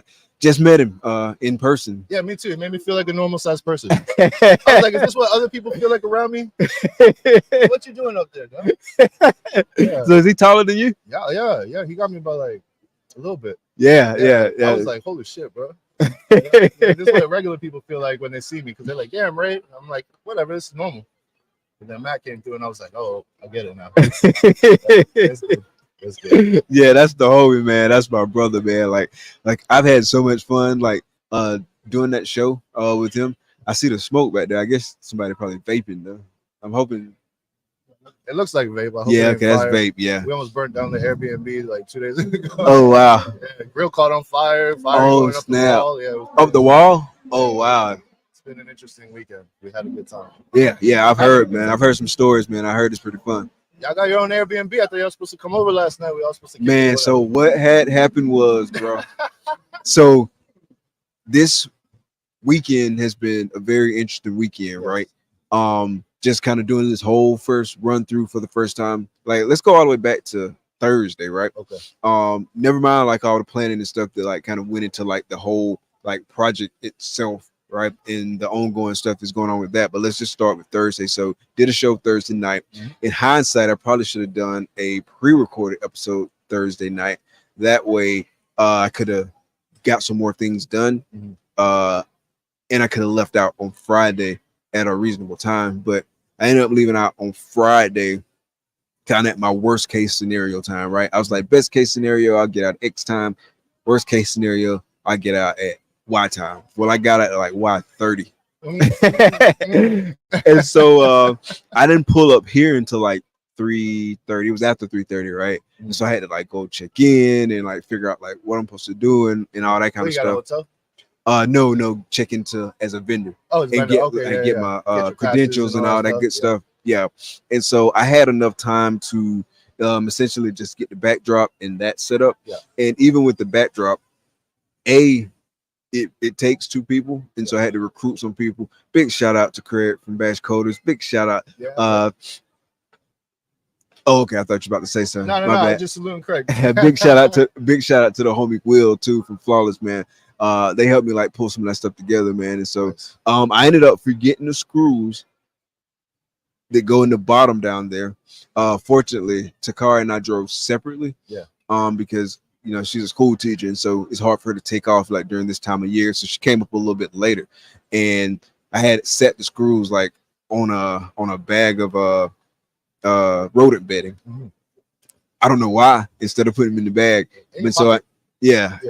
So I needed those, and so we got that done. But anyway, long story short, Saturday we got here, finished setting that up. That didn't take too long, but then we had to set up all the equipment and stuff. And so just kind of like running through that. And so it was just like a lot. And then the show was starting like really just after we got like the last bug or two worked out. I walked up right as you were like finishing up, setting up. And like I helped you out with the mics and that little bit. And it was like live shortly thereafter. So it was like boom, boom, boom, boom, boom, boom, boom, boom, boom, boom, boom. Tell me anything that you start for the first time and it's not a little bit crazy. Oh, it's like that. Yeah, it was to be expected. Yeah. But long story short, the moral of that story was, man, I was tired, man. We went home, went to the crib, and we're like, man, we're gonna lay down for a few minutes.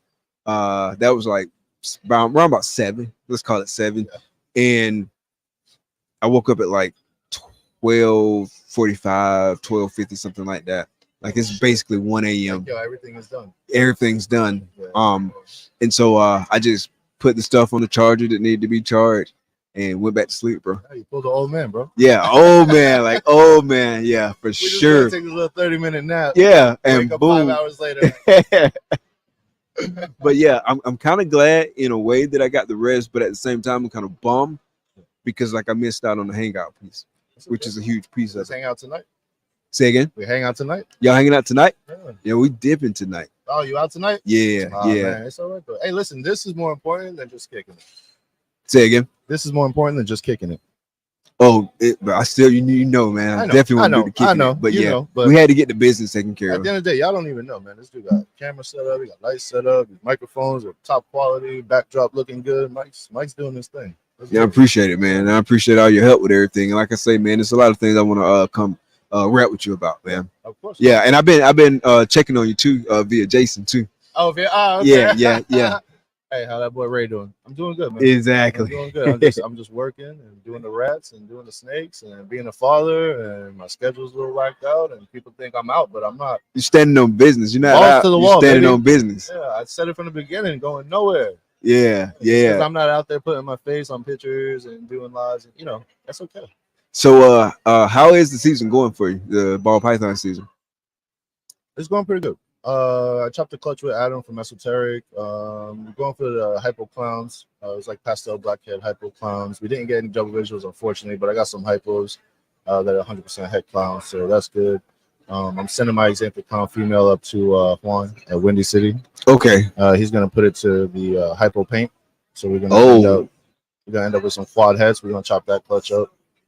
Regardless of the ratio, male to female, it don't matter because we homies anyway, so don't matter what. Yeah, Juan is a good dude, man. Yeah, Juan's awesome, man. I love that guy. Yeah, happy birthday to his daughter, man. It's her quinceañera soon. Quinceañera. Yeah. Shout out to Juan and his family. Yes, sir. Love him very much. Shout out to the homie. Yeah, family first. Yeah, you got to take care of that. Stand on business. Yeah, 100%. Aaron from Balls of Paradise just picked up a visual monsoon male, so he's like, "Yo, what females you got? We can put it to." And I said, "Yeah, I got all these different DG hypos, G stripes, all this stuff." So him and I are gonna go on a monsoon double and triple head adventure. Okay. So everything is just holdbacks, bro. Everything is holdbacks. I'm holding back males, females, everything, because at the end of the day, long haul. Yeah. I don't care if I sell anything today, tomorrow, next year. It don't matter to me. Yeah. I want to be nice, and in order for me to be nice, I gotta do things that are gonna not look so great right now, but later on it's gonna be stunning. Nice. You got any eggs on the ground right now? Nah, no eggs on the ground right now. I just ultrasounded. I got like 3 or 4 females that got some decent sized follicles. So I'm always a late seasoner, bro. Like every season I've ever had is always I get eggs like October, November. Oh, for real? Yeah. It's weird like that, but I hear people that are like, "Oh, I'm done with my season in May."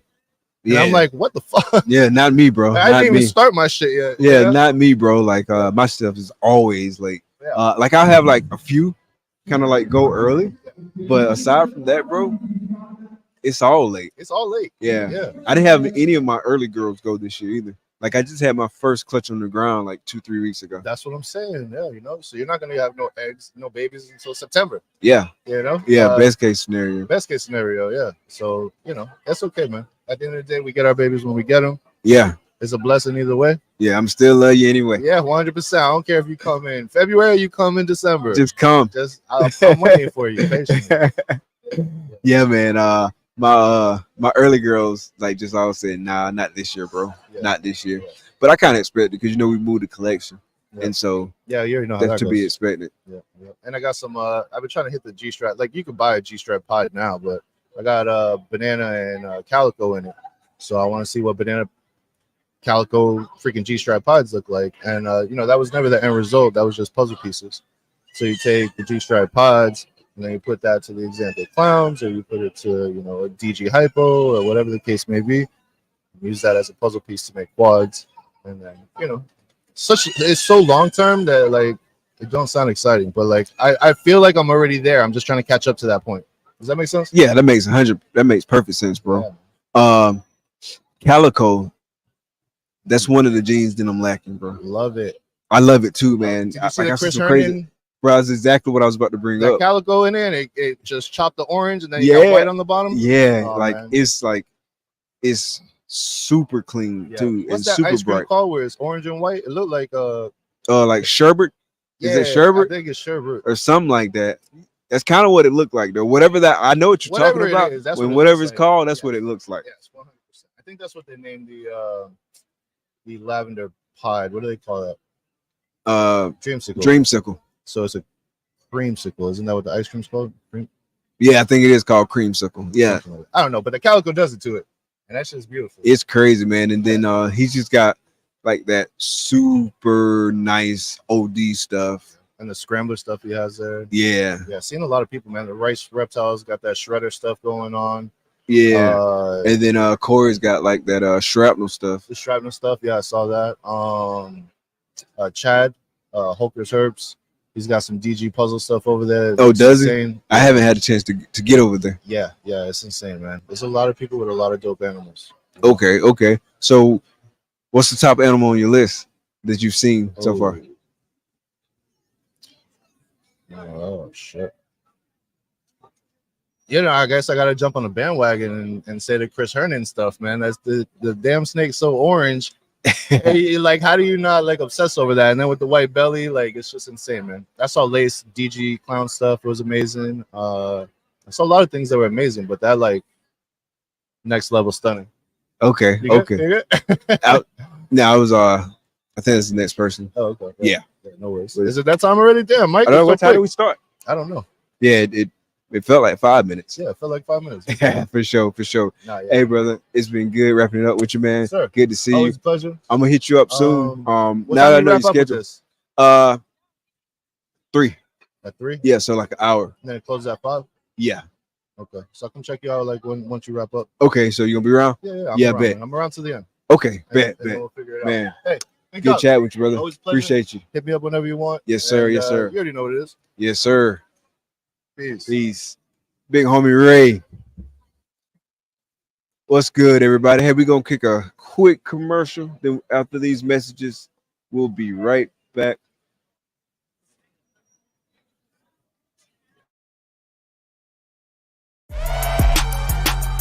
Join KINOVA's Patreon today and unlock hundreds of hours of exclusive educational content designed to help you run a successful ball python business. Leverage the opportunity to participate in monthly Q&A sessions, learning directly from the world's leading ball python designer. And act fast and be the lucky person to secure the one remaining VIP tier spot, punching your ticket to the KINOVA facility visit on October 26th. Will it be you? If so, we'll see you there.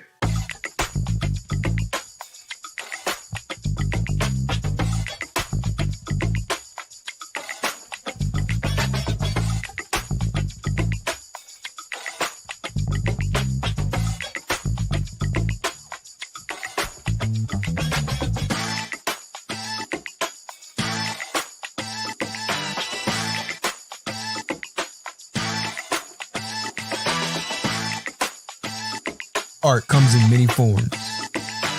At Armless Angels, it comes to life.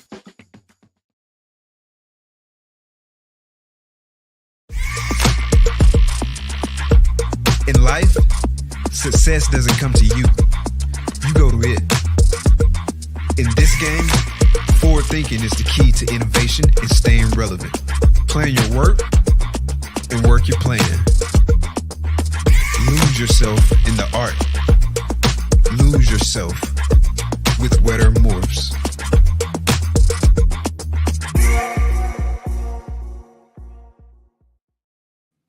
What's good, everybody? We are back, and we got David from Tiki's Geckos. What's good, man? Yes, sir, man. How you doing? I'm good. I'm good. Enjoying this show. This show is always one of our best.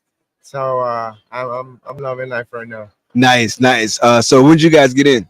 We got in actually on Friday afternoon. We ran a little bit late. I'm in Florida. I'm in South Florida. Okay. And we drove up on Friday. We got here about like 4:30. So we didn't get to set up much, but you know, we set up Saturday morning basically. Okay, it sounded like y'all was on about the same schedule that I was. Yeah. I got here about 3:30 on Friday. I didn't get to do too much. Yeah. But then came Saturday morning and knocked the rest of it out. Yeah. No, it's well, I mean, you have your podcast and stuff, but we have like a bunch of animals. Yeah. We were stressing out, but I can we got imagine. it done. Yeah. Yeah, that's rough. Yeah, that's like the next level because you got all those like living animals and stuff like that. So speaking of the animals, man, talk about what y'all got on the table. Yeah, so we have a bunch of different geckos. We do a lot of New Caledonian geckos, crested, gargoyles, lychees, chahua, stuff like that. But we also breed, you know, a wide variety of lizards, blue-tongued skinks, jeweled lacerdas. We also sell leopard geckos, African fat-tail geckos, all kinds of colubrids, snakes, everything basically. Nice. Yeah. So you got quite a diverse selection of animals to kind of pick and choose from. Yeah. We figured that, you know, we do this as a living, so like it's always good to have a good variety that people can pick from, because if you only focus on one thing and then that year happens to not be so hot for that particular species, and you got the other stuff to rely on. Exactly. Yeah. Kind of mitigating some risk and diversifying the portfolio. And basically, Yeah, that's dope, man. That's dope. So how long have y'all been doing it kind of at this level? And then how long have you been doing it prior to that? And what kind of led to you deep diving into like the full-time business? This is what we do for a living. Yeah. So the business started in 2011. I had kept animals all my life before then as well, but the business was official in 2011, and I was always doing it throughout the years. But it wasn't until I worked for Underground Reptiles that I kind of saw like, oh, it's actually possible to do this as a living and sustain your family with it. So when I saw that, I was like immediately like, okay, this is what I'm going to focus on. This is what I'm going to do. And luckily I started young. So I was living at my parents' house. I started my mom's garage. Okay. And from there, I made enough money that we could move it to a different facility. And then eventually now I have a property, and then we have a couple sheds around the property, and then the animals on the property as well. Nice. And so what other big shows are you doing like throughout the year? So we just came back from the Anaheim show in California. Okay, how was that? It was awesome. It was good. We did the 3 big reptile super shows in California this year: January, June, and July. We did this. This is one of our bigger shows too, and we hop around. Sometimes we do some of the local Repticons here in Florida, but I'll be doing a Texas show later on in the year, and it just depends, honestly. Sometimes like next year I'll probably try a new show, but I just got to make sure that if I go out of state, it's definitely worth it. You know, I got to make sure that it's a big enough show where it's going to pay all the expenses and make it worth it. Yeah. Like you got to make sure that the cash flow makes sense. Yeah, exactly. Because sometimes, you know, some of the smaller shows you could go and it could be like you sell $300 worth, and it's like, well, just my hotel is $300, you know, so you got to make sure it's definitely worth it. Nice. What about Charlotte show? Are you going to be going to that one? So I've never done Charlotte. They actually I think the North American Plant and Reptile Expo is that All American Plant and Reptile Expo. Yeah. Okay, is that in Charlotte? Yeah, that's in Charlotte next month. I won't be going to that one, but I spoke to them. We'll talk, and maybe I'll fly out to one of those shows. It seems like a good show. Yeah, I think that's going to be pretty cool. I haven't been to any of them yet because they've had one in Denver. Kansas City is another one that's kind of on the docket. I haven't been to one yet, but just kind of hearing about like the whole setup, how it's kind of like partly for the animals and then partly for the plants, and so you're kind of getting that blended dynamic of kind of like those two industries. That's pretty cool. They've been doing like a really good job of promoting it. It's going to be a nice venue, and so there's going to be a lot. So I'm really looking forward to that show next month. Yeah, I've heard good things about them. I actually have a friend of mine that vended that show, and he recommended it. And it's, you know, like you said, the plant world and the animal world, especially nowadays, kind of goes hand in hand. A lot of people are moving towards vivariums and making like really nice display enclosures for the reptiles, for their geckos or snakes or whatever they have. And it goes hand in hand. It's a no-brainer. So it's good that they're doing that. I think that's a solid show. Yeah. Yeah, that's a great idea. Another good show coming up too is it's going to be Bob's show, the Southeast Reptile Expo. Looking forward to that one as well. I was gonna do that one, but so I'm actually having a baby with my wife. Oh, congratulations! In November. Thank you. Congratulations. Yeah. So we're in September. This past like 3 months, I've been just like nonstop traveling every weekend. And I told her September we're doing our baby shower, and I just got to do the baby room and all this stuff. So you got to take care of family. I got to take this month off, at least on the weekends, so I could do that. Yeah, you got to take care of family, and maybe next year. Yeah. No. I'll be out there for sure. Yeah. Yeah, man. It's gonna be fun. Like we got a lot of family in Atlanta too. Yeah. Yeah, so it'll be nice. It'll be nice to connect with family. Yeah, I know. That's Bob and I think Darian from Morph Market's getting behind that show too. Oh yeah. Yeah. So I'm sure it's gonna be a good show. They know how to promote it and stuff. So that's like the main thing to get more people through those doors. So speaking of kind of like the cycles of animals, you talked about like sometimes folks are more so looking for one species over another. What's been hot for you this weekend? This weekend, the gargoyle geckos. Oh, really? Yeah, gargoyle geckos have been really good. It's kind of also because that's what I focus on as well, so people know me because of the for the gargoyle geckos. But they just been it's just as good as a pet as a crested gecko. So it's like a lot of people that maybe turned off on how popular and how like out there crested geckos are. They want something a little bit more like rare and niche. They could get a gargoyle gecko, and the colors are just as beautiful, if not more beautiful. So the gargoyle geckos this weekend have been the bigger hit. Yeah. Nice. Yeah. Is the husbandry between the two pretty much the same, or are there big differences there? No, it's pretty much the same. So it's an arboreal gecko. You want to keep it, in a taller enclosure, lots of plants and branches for them to climb in. The humidity has to be somewhat high, moderate to high, and it's room temperature, so you don't need any heat lamp or UV lamp. It's super, super easy for that reason. And their main diet is a powder that you mix with water, makes a paste, and you feed that every other day. So really, out of like all the lizard species, crested, gargoyle geckos, like all the New Caledonian geckos are probably the easiest because you don't need to worry about heat, lights. Most of the time, they don't eat that many bugs. So it's very, very simple, and that's why they're so popular. Nice.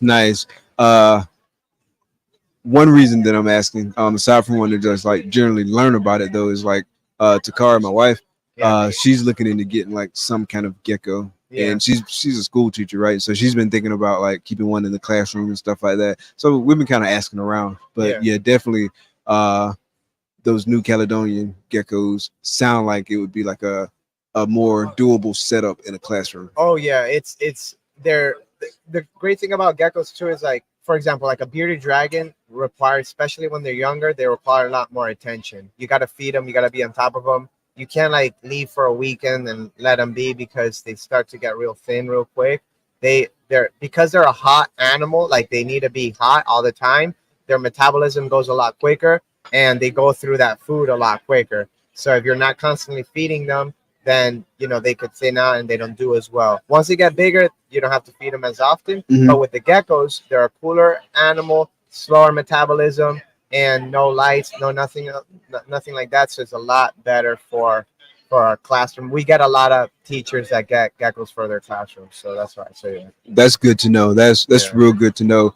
Definitely gonna point on your way. Yeah, for sure. I'll hook you guys up. Let me know. Yeah. So anything else like in terms of like things that have been moving pretty well for you over this weekend? So we sold a good amount of leopard geckos, the gargoyle geckos. We have some blue tongue skinks have been selling. Funny enough, yesterday we didn't sell that many, but today we sold like 4 or 5. So the blue tongue skinks have been doing good. And yeah, it's just we have a lot of obscure stuff, like a lot of like, you know, random species here and there. We have hognose, Mexican black king snakes, all these things. So, you know, we've been selling a little bit of everything. Nice. And so do you guys manage your website like yourself, or you hire that out? Someone doing it? No, that's me. That's my job, basically. Nice. So I'm the one who's constantly updating the website, or like, you know, promoting it and all that stuff. Nice. Yeah. I'm working on like some stuff behind the scenes, but that's definitely not my space. Like for the website stuff. Like I tried to work on something one time and ended up just not going forward with anything because it was a lot of work, man. And for me at least, you know what I'm saying, someone who knows how to do it, they can do it like probably quicker. Yeah, well, I will give you this. If you use like a Shopify or Squarespace, I use Shopify, and it's very, very simple. It's easy to set up. It's like basically templates, and then you kind of like put in your pictures and stuff. It's easy to set up products and all that.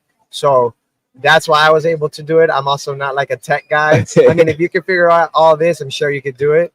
So, yeah, try Shopify. It's very simple. It's very like straightforward, and that's honestly the best thing that we've done with as far as the website goes. Because I've had other websites and different like hosting services and stuff, and they're not as good as Shopify. Gotcha. Yeah, man.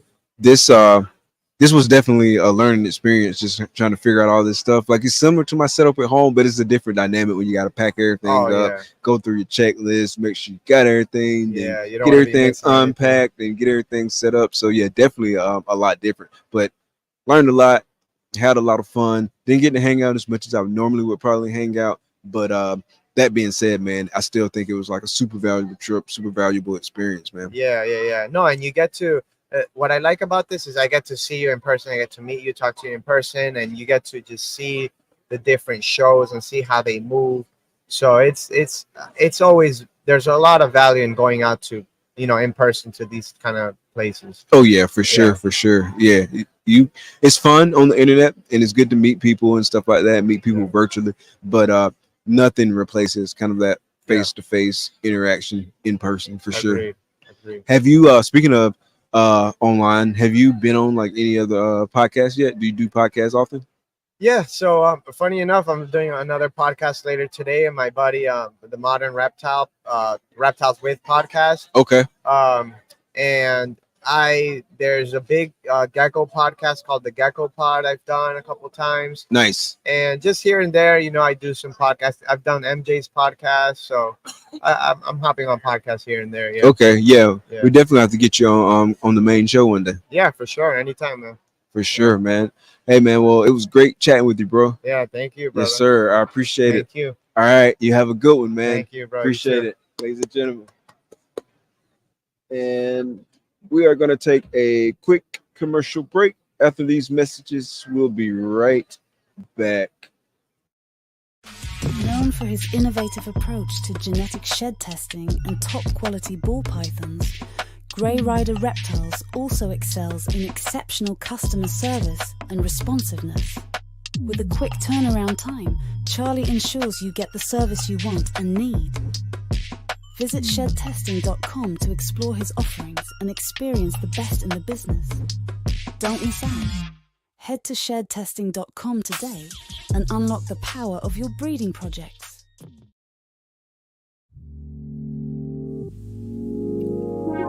Peace and love, family.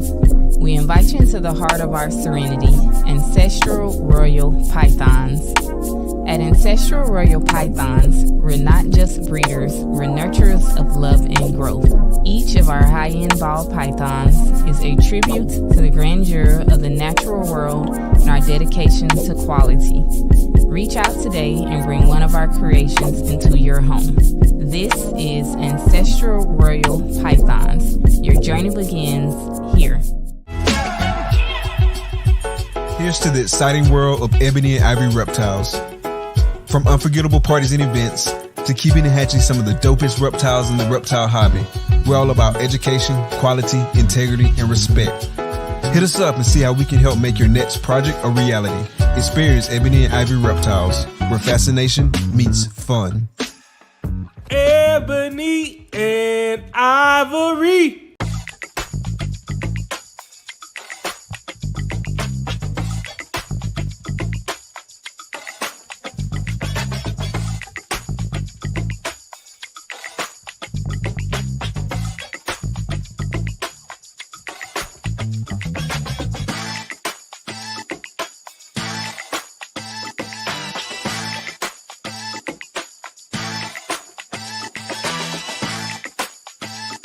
Art comes in many forms.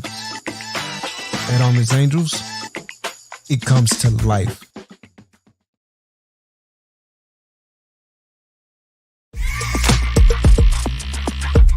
In life, success doesn't come to you. You go to it. In this game, forward thinking is the key to innovation and staying relevant. Plan your work and work your plan. Lose yourself in the art. Lose yourself with wetter morphs.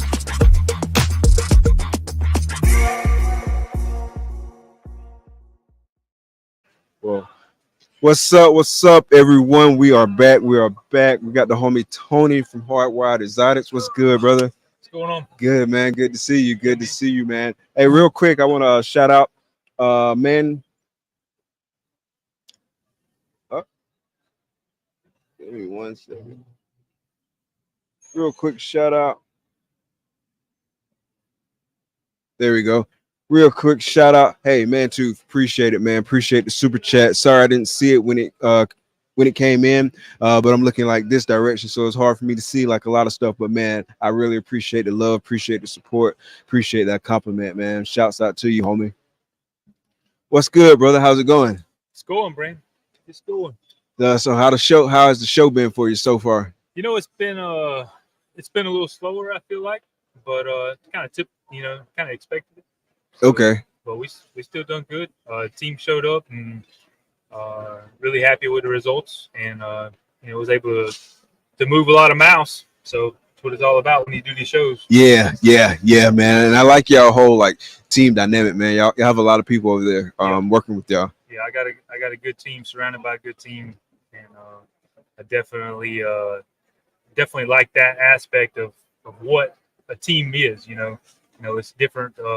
Everybody's definition of a team is different, but I like the way our team works. It's all about one goal, and that is everybody gets happy, and we sell some snakes and merchandise, and make sure the customers are happy. So nice. Yeah, like I've always noticed that, like about your setup, like everyone's kind of like coordinated, like it's just a big team working together. You know what I'm saying, for the common goal. So that's pretty dope, man. That's a dope way to think about it.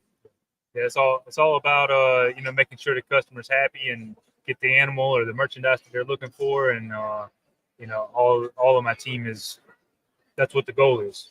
Even if we have to discount an animal or lose a little money here or there, as long as the customer's happy, that's what it's all about. Nice. So breeding season wise, like where are you at with your production? I've been hearing a lot of people say they're late. Like, are you having like kind of the same thing, or? So at the beginning of the year, when started ultrasound and stuff, I thought it was going to be a massive year. Like a lot of the girls were showing early development. But I feel like as the season has gone on, that a lot of these girls reabsorbed this year, and didn't go as early as I thought they were looking like. So it's like all of them kind of just bundled up at the beginning, started building follicles, and then some of them went really quick. Went ahead and bred and ovulated, got eggs from them, and some of them were much slower growth on their follicles, and I feel like the season is not quite as big as what I was thinking that it was going to be, which I'm still okay with because I still have plenty. There's still going to be plenty of clutches, and but as far as time frame goes, I'm probably about right on point. I may be a little late, but I don't think so. I mean, I've had 25, maybe 30 clutches already, and I feel like that's probably about right. for this time of year. So you've hatched 25 or 30? Yeah. Okay, so you're able to bring like some of your newer stuff here. Well, truth be known, I probably only brought 10 or 12 snakes that are from 24. So I'm really? Pretty much sold out. Or there's probably 3 or 4 clutches that didn't have 5 meals in them. I don't like to bring them out unless they've had 5 meals. But, 3 or 4 clutches probably hadn't had 5 meals in them yet that I left at the house. Some of them were pretty cool. I wish I would have brought them, but I just don't like stressing the animal out, unnecessarily. But other than those clutches, yeah, I'm pretty much already sold out on 24s. Like 24s are actually moving a little bit better than what's hanging over from 23. Oh, nice. So those ones that you wish you could have brought that hadn't quite had enough meals yet, what were some of those? So I was lucky enough to hatch a Arroyo OD hypopod. I got some interesting results from that. Pretty excited. Matter of fact, I just posted a picture on Instagram right before we came down here. They had just shed out, and we already knew that Arroyo pod from last year. We knew that Arroyo pods gave like a really wide dorsal stripe. The saddles on top of pods, especially with OD, tend to be kind of close together. And the Arroyo pods are actually further out apart and a thicker, wider saddle, I guess you could call it. And the OD, I was really curious to see, because the OD saddle is usually thinner and pretty close together. How was that going to react? Which one was going to take over? And it ended up getting a pretty good mix out of it. Like, you can tell that it's Arroyo, but you can also tell it's OD. So, oh, nice. So it was obviously a world's first, but I was just more interested to see how that turned out. So I made the Arroyo pod hit hypos and Arroyo OD pod hit hypo, and then an actual double visual too, and both of them are outstanding. So yeah, I definitely got to check that out. I'm gonna look on IG and look for it. That's pretty cool. So in terms of like stuff that's been selling at the show, like, are you noticing like consistency in terms of people coming to ask for specific projects, or is it kind of like all over the place? Is there anything that I think everybody knows? Paint and puzzle is probably the 2 biggest things that people are looking for right now. So that, half the people that come by the table that are breeders or wanting to become breeders are looking for puzzle and paint stuff, which is typical. There's always that wave of people that are looking to buy stuff every year. But other than that, I think a lot of stuff. Pods are a really good seller right now. Surprisingly, at this show, we've sold a lot of stuff that's not recessive. I don't remember exact. I don't do a lot of the sales because I have a team that sells handles all the stuff. So I don't know exactly what they've sold, but a lot of the stuff is co-dominant genes without recessives, and some of them have gone to hobbyist breeders, but a lot of it's going to pet homes. I've seen a massive wave in pet home people, I guess. That's a good thing. Which is exactly, everybody's like, I don't want to sell to pets. It's like, I'm kind of gearing more towards selling to pets right now because we got to have it. Yeah, it's kind of like that bottom, and I hate to say bottom, but it's kind of that foundation of kind of like the pyramid, right? Yeah, if you don't have those people coming, if you don't sell these animals to kids, what's buying, in 10 years? What's buying in 20 years? Exactly. I don't have a bit of problem gearing towards pet homes or that style. And luckily, Brittany that works for me, she's fantastic at helping newer people get the good advice for ball pythons or crested or whatever they're buying. She's really good at being able to sell those pet home stuff, which I suck at. So it works to have her on the team. So and the other guys and gals are great at that stuff too. But I think the market for pets is a good piece of the pie that a lot of people are missing out on. Yeah, I do think sometimes it gets discounted, like how important like the pet piece of it is, because to your point, man, it's bringing more and more people in, and we got to think about the future, right? If we want this to be sustainable over time, there has to be new entrants, right? Exactly. I mean, we all started as a pet person. Everybody. I mean, I don't say everybody, but I would say 99% of people that are breeding right now probably had a pet to start with. Exactly. And going back to your point about teamwork and kind of like when you mentioned that Brittany was good with having those conversations, that's another benefit of like the whole kind of team dynamic. Yep. Because you're not going to be good at everything. Nope. I mean, no one's good at everything. And if it goes over her head, you know, if it's a breeder question or something like that, she just turns around and says, "Hey, you know, can you handle this? Because I don't know." And that's the way it should be. Exactly. Because she doesn't need to be giving out false information or bad information as well. So team's very crucial. Yeah, I never seen a football team with all offensive linemen that did well. You got to have all of them. So what other shows y'all got planned over the coming weeks? Well, I haven't advertised a whole lot, but I actually found out in March that I have cancer. Sorry to hear that, bro. Yeah. I've done some radiation and chemo and currently doing chemo. I had a chemo infusion on Monday, and it's tanked me pretty bad this week. Today I actually feel really good, so take that as a blessing. But so we've kind of made a decision that we're not really going to do a lot of the bigger shows this year. 2 reasons. One, the economy isn't the best. I know that. It's really hard to have a family and support a family off of this business and not do really good at these bigger shows because the cost of going out is so much. You know, it costs a lot of money to do these big shows. Right. On top of, you know, with this cancer situation that I have now, we've decided that we're not going to do very many of the big shows this year. This will probably wrap it up as far as the bigger shows go. But I'm doing my best to get back to my roots with some of the local stuff. You know, I'm trying to do Atlanta. I'm trying to do Columbia, South Carolina. Might even look into some of the smaller shows than those when I can, you know, between cancer treatments and things like that.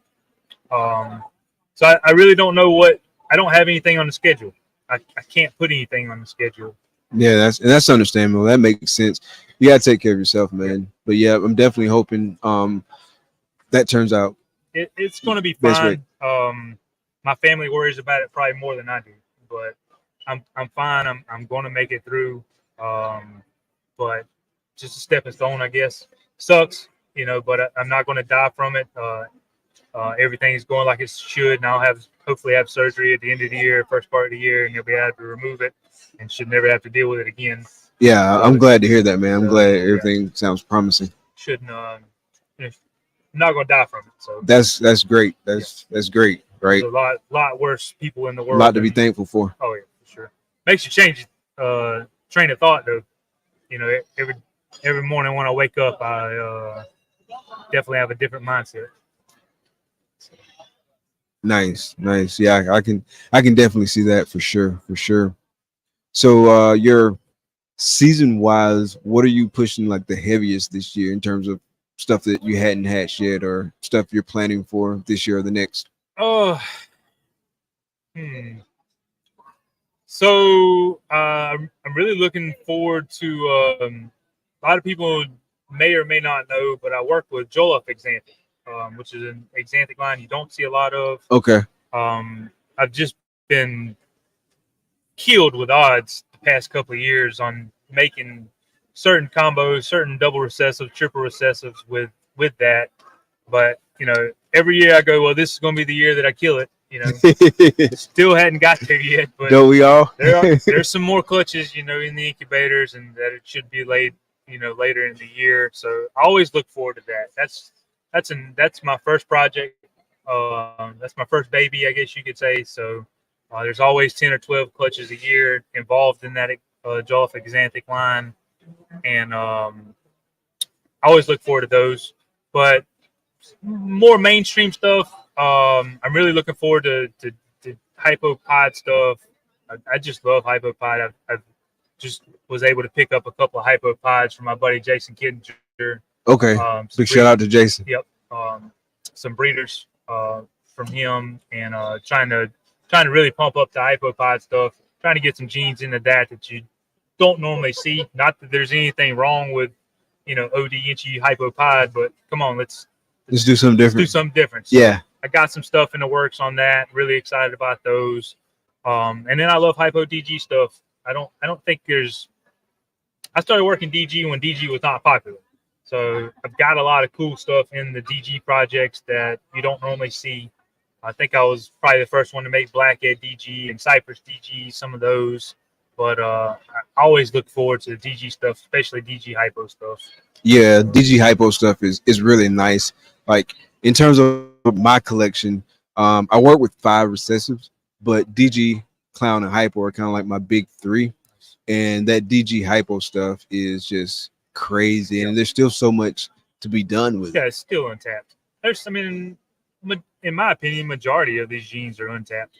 I mean, I hate to say it, but it's kind of like a revolving door with a lot of these genes. It's like same stuff over and over and over and over again. It's like, man, quit chasing what everybody else is doing and do something different. You know? Right. Yeah. Think differently for sure. That's certainly the way that I've been able to make a business out of what I do, is because I mean, you walk by our table right now and you're going to see stuff that there's not anywhere else in the world that has it, or certainly not, at this show, and this is a great show, but it's just like, man, I think especially for hobbyists right now, man, really got to go think differently, Yeah, for sure. Quit chasing those shirt tails on other people.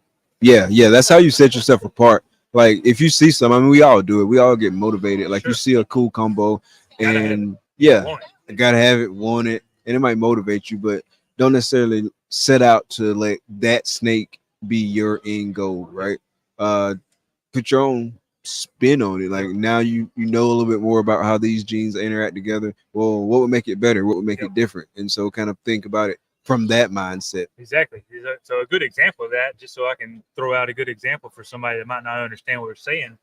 Hypo DG fire. So fire hypo DG. I seen my first one at Justin's house. We done a YouTube video on it. And he pulls it out and I'm like, man, that's my favorite snake. I just love it. It's an adult female. Absolutely love it. Probably looking gorgeous as an adult female. Freaking phenomenal, and I've always wanted that snake. Haven't made one yet. Haven't tried to make one. Well, kind of sort of tried it, but I want to see Fire Cypress Hypo DG. Oh, that'll be nice. I know it'll be nice. It's got to be nice. So that's what I'm shooting. That's one of the projects that I'm shooting for this year. Of course, I only have one chance at it, but so yeah, I like the Fire Hypo DG, but I'm taking it that one more step. Yeah, and that's where I feel like people need to go that route. Just don't try to hit that Fire Hypo DG and do your own thing with it. And then, what's the next step after that? So that's and I think the next step for me after that would be introducing Blackhead, because I just love Blackhead. So yeah, Blackhead is nice. I really like most of the genes in that complex. Yeah. Chocolate, Wookie. Speaking of chocolate and Wookie, so obviously recently it came out that they were indeed genetically different. Did that surprise you, or did you think they were different the whole time? I've never been one to really get into the Wookie stuff. I could see there being a difference, but I never have thought that it justifies the price difference. I just I would have thought that it would be something that it is similar, possibly a different locality, or I don't really know the word I'm looking for here. Different line, I guess. Yeah. So I could see that, but I don't follow enough Wookiee stuff to really know which is which. I mean, you could show me a Wookiee clown and a chocolate clown, I probably wouldn't be able to tell you the difference. So yeah, that makes sense. That makes perfect sense. Yeah, man. So it was great, man, getting you on the show. Definitely hope one day when you got some time to get you on the main show on one of these Thursdays, man. Anytime. Let me know.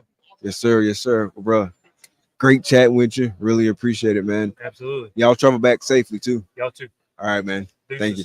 Thank you. Another big shout out to Josh, man. Appreciate the super chat, man. Appreciate the love that you show on the regular, man. That's one of those folks who always showing love, always consistent with the love that they're showing. So definitely appreciate it, man. And so we got our last guest coming up right now. Some of y'all might know him, but we got Will from never mind. No, we got the homie Antoine from High Desert Pythons coming in. What's good, bro? Hey, bro. So I'll let you get suited up first. But yeah, That post y'all posted yesterday, man, was crazy. Oh, hilarious. If you don't do the headphones, man, you're more than welcome. People come up to him and like, "Hey, man, how's he doing? I didn't know you had credits." That was hilarious. Like the way y'all did it was just so repeat. You know what? But we didn't rehearse. We said it at the same time like that too. Oh, for real? Yeah. Oh, it's crazy. We grew up in the same hometown and we're the same age too. Ah, yeah. Yeah, that's wild. That's wild, man. How's the show been for you, man? You recording now, right? Yeah. Okay, I was about to start cursing. It's been fun, man. I didn't come here like I didn't have a shopping list like I normally do, whatever, because most of the stuff I want I can make, except like the females, you know what I mean? Get this stuff together. But yeah, unless there was like a super asphalt DG clown here, I wasn't buying no ball pythons, bro. So I did get a tiger salamander. Oh, did you? Yeah. Did you? Who'd you pick that up from? From Underground too, you know. I had another animal pre-bought that I'm not gonna show yet. I'll post it. Ball python or just another animal? Oh, okay. Ball python, totally different species, man. So, okay, that's interesting. Yeah, so a lot of people probably already know. So if you know in the comments, don't spoil it for everybody else and jerks. I'm just here, for Redline this weekend. You know what I mean? Just get some new accounts in. Just trying to explain to them how and why Redline is the best. You know what I mean? And what separates us from the other shipping companies, and and not just one line answers. People, somebody came up to me and was like, "Yeah, I went to blah blah blah," and they were like, "Why should we go with you and everybody else?" And their response was, "Oh, just because we're awesome." I'm just like, "That's all they told you?" And then so the guy was like, "What's keeping me from opening up my own account and just having my own FedEx account and ship my own animals?" I was like, "Well, I tell you like this." You're not going to get the same discounts that we do because we have so many other accounts, you know what I mean, around the country that be like super bulk discounts on stuff too. So you're still going to be paying almost 30 to 40% more than just with a regular shipping account. People don't realize that.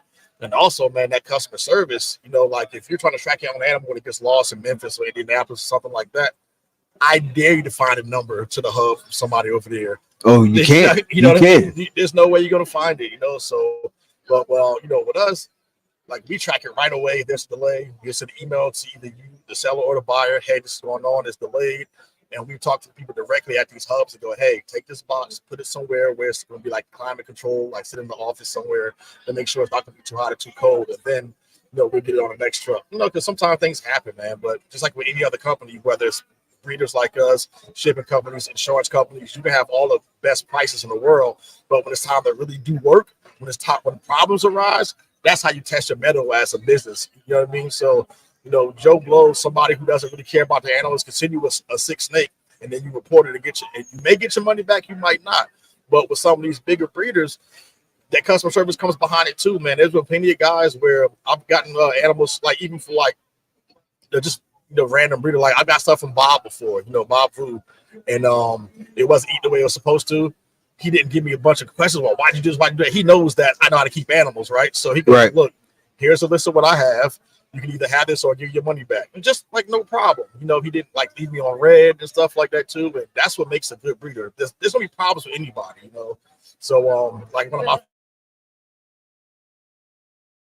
big sales, I guess it's looking weird. And it was like an international sale. And I had to like redo an international sale and give them their money back on an animal, but I got to take care of right away. Because the last thing you want with the customer is that buyer's remorse to have somebody with a bad taste in their mouth.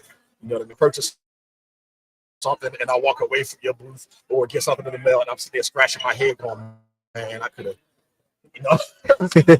you hate that, right? Everyone hates that feeling, man. There's nothing cool. So I'd rather have seller's remorse. You know what I mean? I sold you something I could have held on to a little bit better with that.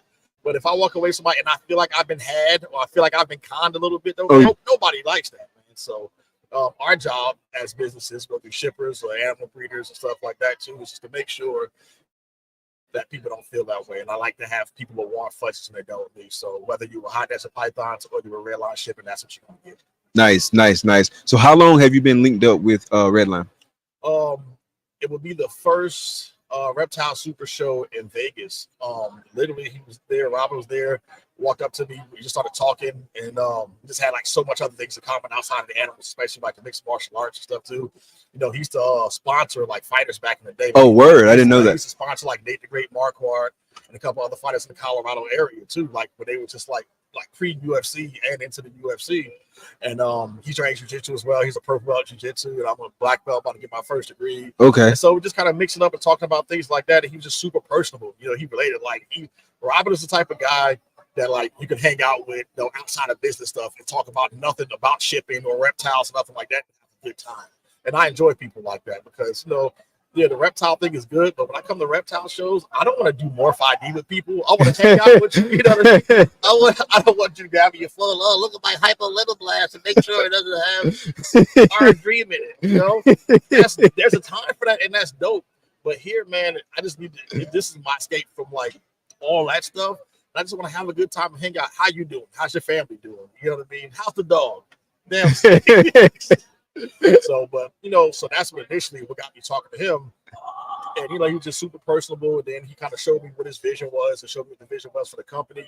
And like I navigated through the website. I never even used Redline up until that point. I used everybody else but Redline. And they were kind of just coming together, you know. And I went through the website. The interface was super easy. It was damn near dummy proof. I hate computer stuff. So for me to, you know what I mean? Like I don't have an organizational mode in my body when it comes to like clerical work or Excel files or chart sheets. No, man. I put animals together and they make more animals. I don't need to. The other part's never in my wheelhouse, but that website is just so easy to use that I mean, I was fine with it, man. So speaking of websites easy to use, I don't you know, get paid for these people or do plug nothing like that, man. But that Husbandry Pro, bro, I saw that demo yesterday. So I need to see the demo. Zach was over here about 30 minutes, an hour ago, and he was like telling me about like some of the new stuff that they got coming, and it sounded nuts, man. Yeah, and my collection is nowhere near what it was a year ago because before I moved from California, I had almost 300 snakes at the time, but now I have exactly 82. Oh, really? Yeah, so that's a significant reduction. Super small niche projects, you know, like DG Monsoon stuff, Sunset Puzzle stuff, super asphalt everything, you know.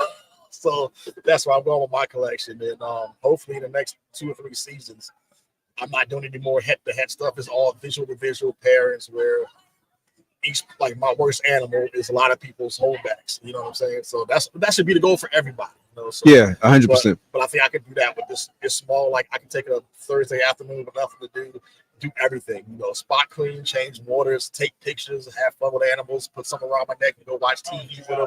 You know what I mean? So it's a relief, bro. And also, my son stayed in California, so I don't have him to kick around anymore. So, you know, that hurt a lot.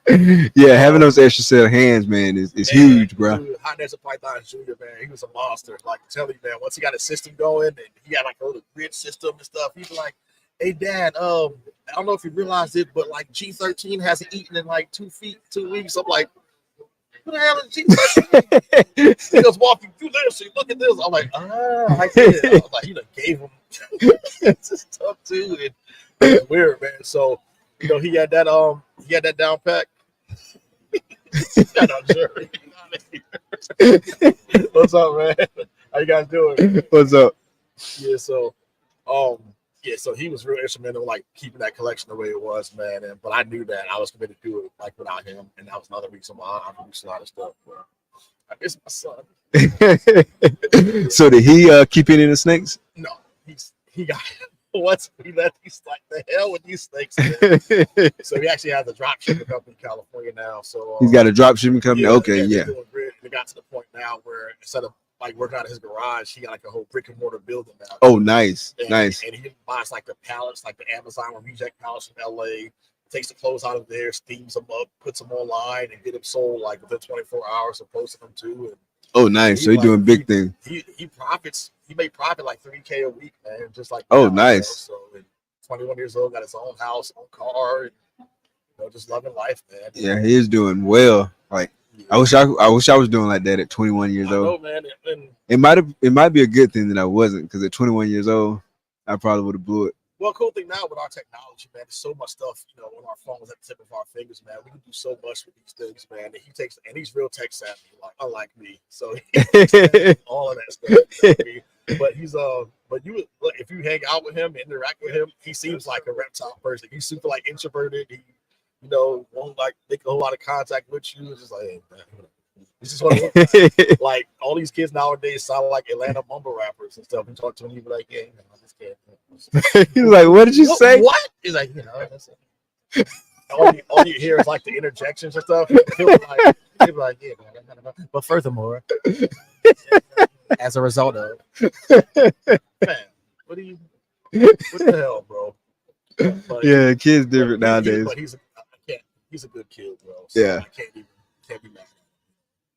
Yeah, my son the same way. Like when he just like having a regular conversation, like you have to be like, man, speak up, I can't hear you. And then I hit him with that, man, use your video game voice. Because I hear your video game voice from across the house. Use your video game voice. Yeah, put that headset on, you playing Call of Duty, man. You sound like a 4-star general. Exactly. You get in front of me. It's like Young Thug. But same way, like my son is a great kid, man. I definitely appreciate like all this help. My daughter's sure a great kid too. Definitely appreciate like having those extra hands, man. It's good to have family that you can lean on and all that. I'm just now learning to stop like being like the helicopter dad. You know what I mean? What you mean? Just like hovering around and hey, you did this. Are you good? You need this? You need that? It's like I'm good. I'm straight. You know, I got this. Where because.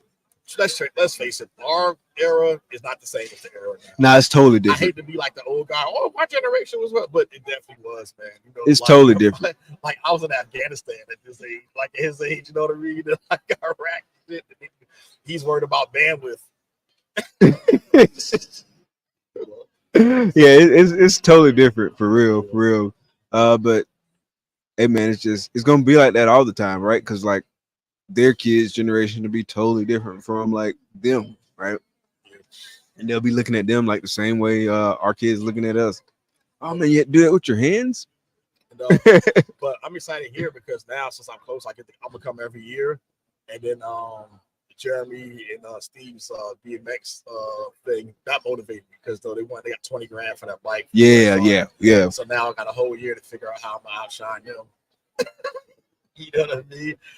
I love it. It's super motivated, man. So I got some ideas. I want to run by some people, and we could kind of like do some collabs with it too. But did you see what they ended up raising for USARK total? 117. 117. Yeah, that's badass. And just 20K off that bike alone. Yeah, that was super badass, man. That was dope. So I got some ideas. I'm a spitball, so I can hit you up about too. And I'm like, hey man, am I crazy for doing this or what? You know what I mean? So I want to make sure if I'm bugging, let me know. You know, it can hurt my feelings. Yeah, you be needing people to tell you the truth.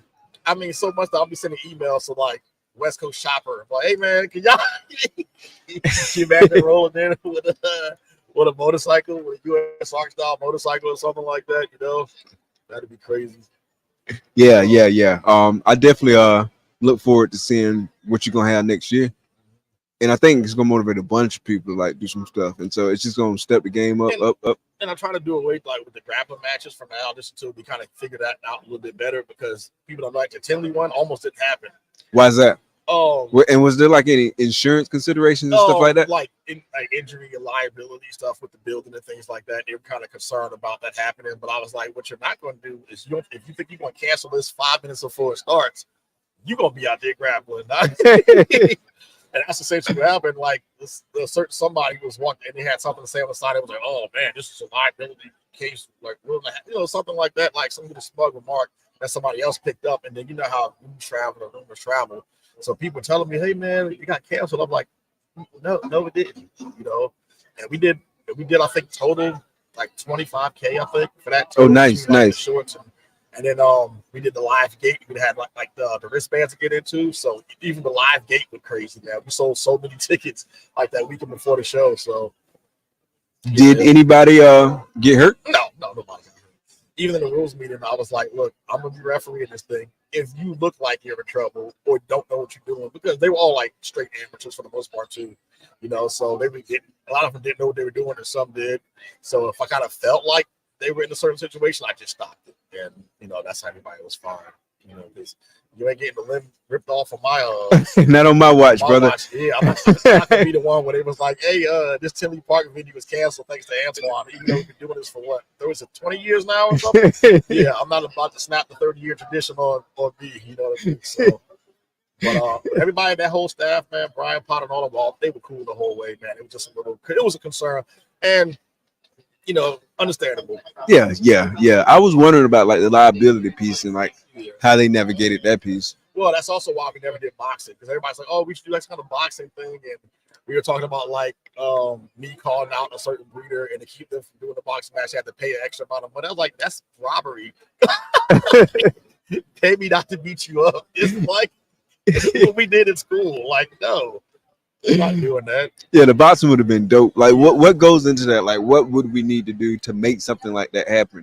And from like a cost standpoint, and making sure we got all the right coverage and all that good stuff. I don't want to do it just because like blunt force trauma to the head, man. Like I could hit somebody with all my might and be fine, and that same person can get jabbed in the forehead and never walk again. It's just weird like that when it comes to like impact to the brain. I don't want to be any parts of that, bro. Yeah, like, yeah. Not at all. That makes sense. Yeah, all we need, last thing we need in this community is more people in wheelchairs with bad attitudes. Nah. So that wasn't a shot, by the way. I'll just mess oh man. So season wise, man, did you have like a negative impact from moving or totally. This is terrible. I'm on clutch 7. The last 2 clutches, I had clutch 7 on the ground. Yeah, clutch 7 on the ground. Are you doing better than me? So, 2 clutches ago, I had 2 eggs with bad veins and a couple of slugs, but those eggs made it about 3 weeks and failed. Another female, she just laid 2 eggs. They're fine now. And the rest slugs. I'm like, what's going on with these slugs, man? And then my biggest clutch of ever, complete slug out. So I've been telling people about it now. So it was the Xanthic DG Monsoon. Man. So what was the pairing on that one? Triple head. Triple head. Oh man, so, that sucks. I would have been nice, even if I got just a Xanthic DG, I'd have been fine with that, or just a Monsoon DG, or you know what I mean. But it just wasn't in the cards, man. And sometimes it's not, you know. So. I don't know what project is going to put me on the map as far as like my main project, but so far, I guess I've been flying too high to the sun. What was that guy, Icarus? Yeah. So I guess I shoot for the stars. It ain't no stars for me, bro. But I can hit Monsoon Head DG. You running that same pairing back next year? Yeah, you got to, bro. She didn't lose a lot of weight either. She's on ASF, so I just let her eat what she wants and stuff too. So yeah, I've noticed that too. Like when I had like a couple girls slug out, like they didn't really lose a lot of weight at all. But also gotta keep in mind that going from a super dry environment to like almost like no humidity, then going to and being 3,000 feet above sea level, moving here to North Carolina where I'm below sea level almost, and like my room, the ceiling sweats with humidity all the time. You know what I mean? So that changed. And then switching to I'm still on ambient, whatever too. So I'm still trying to like get the room adjusted, the snake room adjusted to that. And I don't do rep the chip or any kind of cocoa anymore. I do cypress now. So I'm on 100% cypress because the company I get it from locally is for reptiles and it's pure cypress. I can get a year's worth of cypress for like $200. So why not switch to that? Nice. You know, so just trying to tweak a bunch of things too. But if another season, a full season goes by and my girls aren't adjusting to there, I'm gonna try to make it back to the old way as much as possible. So if it requires me to get rid of my cypress and go back to rep the chip, or if I even need to put heat panels on their stuff, you know what I mean? Yeah, I don't care if it's convenient for me. I want them to make sure that they're happy, good to go. So, exactly. But the 2 main things you want to have with ball pythons, how you know they're doing well, is if 1, they're eating, and 2, they have clear sheds. So if they're doing that, at least you know you're getting somewhere. So 100%. But yeah, so that's it, man. Just having to redial it in it's a challenge, but you know, you got to do what you got to do. So, but I'm not doing it with 100-something animals now. Yeah, it would have been a lot rougher to do it with like how many you had. So at least you had the opportunity to kind of like reduce the collection size, because I imagine that makes a huge difference. Yeah, man, and if I get to the point where like I was averaging like 30 clutches some seasons and stuff like that too, man. If I'm averaging 10 to 15 clutches a year, and if all those are like visual to visual stuff and double visual to double visual combos, things like that, where even with this economy now, I'm making 15 to 20K a collection, I'd be happy with that. Yeah, I wouldn't be mad at all. They'll put some stuff in there, looking to incubate a smile, like you know, let them do their thing, and you know what I mean. Like, so I'm excited for it. I'm at the point now. I'm almost at my like 20 years of keeping ball pythons, but still like 13 years of like professionally breeding and selling them, and I'm still excited as I was the first day. So yeah, and that's what's important, man. Keeping that passion, keeping that excitement. Well, and that's what keeping the people that still in there, because let's face it, I mean, a lot of us aren't getting rich off of this, but I love the animals first, so that's why. Like, the odds of me completely getting out are like slim to none, because I actually enjoy looking at my animals. You know what I mean? I didn't. Yes, this is a direct shot to the COVID breeders. I was like, oh man, I can make mad money off of this. And then you get a female, and she's 3 years old now, and that female you spend all that money on still ain't going. And they just feel dejected, you know. I got girls that didn't give me their first clutch when they were 7, dude. It'd be like that. You have to keep that into account. I got some girls that I've been waiting on to go for like 2-3 years, and they just haven't gone. Man. But so, like, when you get a 19 or 20 month old girl that gets the size on her real fast, and she goes and produces something for you, that's rare. That's the exception rather than the rule, for sure. I've had males that bred at least for me. I've had males that bred at 9 months old, and then had some males that would breed till they were 3. All these animals are individuals. I know you gotta be willing to, you know what I mean? Some of us are slow starters, you know what I mean? Like, I know people that was getting it in high school, like, you know, 13, 14 years old, and I didn't start till I graduated high school, you know. But I mean, I made up for it down the road, you know, and I became a pretty good producer of my own right. But you know, it didn't start off that way, man. For a while, I was like, "Buddy, you in trouble? You do. Your sales pitch is not working." You know? So, but you know, but now, I mean, if I can convince somebody to buy a $10,000 ball python from me, I figure I can. Yeah. You know, you do a lot of things, man. So, yeah, I think we all feel like that, man. Yeah. And it's important for it to be fun at the end of the day, and that's why I like having like good people in your corner. Like, I always go back to that, man. Just having good people in your corner, people you can bounce stuff off of, liking your animals, like all that stuff matter. You know what I'm saying? Because the money not necessarily gonna always be coming, at least not the way that you want it to or the way you thought it was. And so it has to be something else outside of that that can kind of help keep you engaged and help keep you motivated, man. And what I enjoy too about the hobby is like having people like in our circle that will call you and keep accountability when you mess up. You know, like, you know, Kendrick Joyner is one of my best friends in the whole world. Shout out to the homie G. Shout out, sick with it. If I post a shitty picture on Morph Market, ring, hey boss, like, what's up, man? He was like, what are you doing?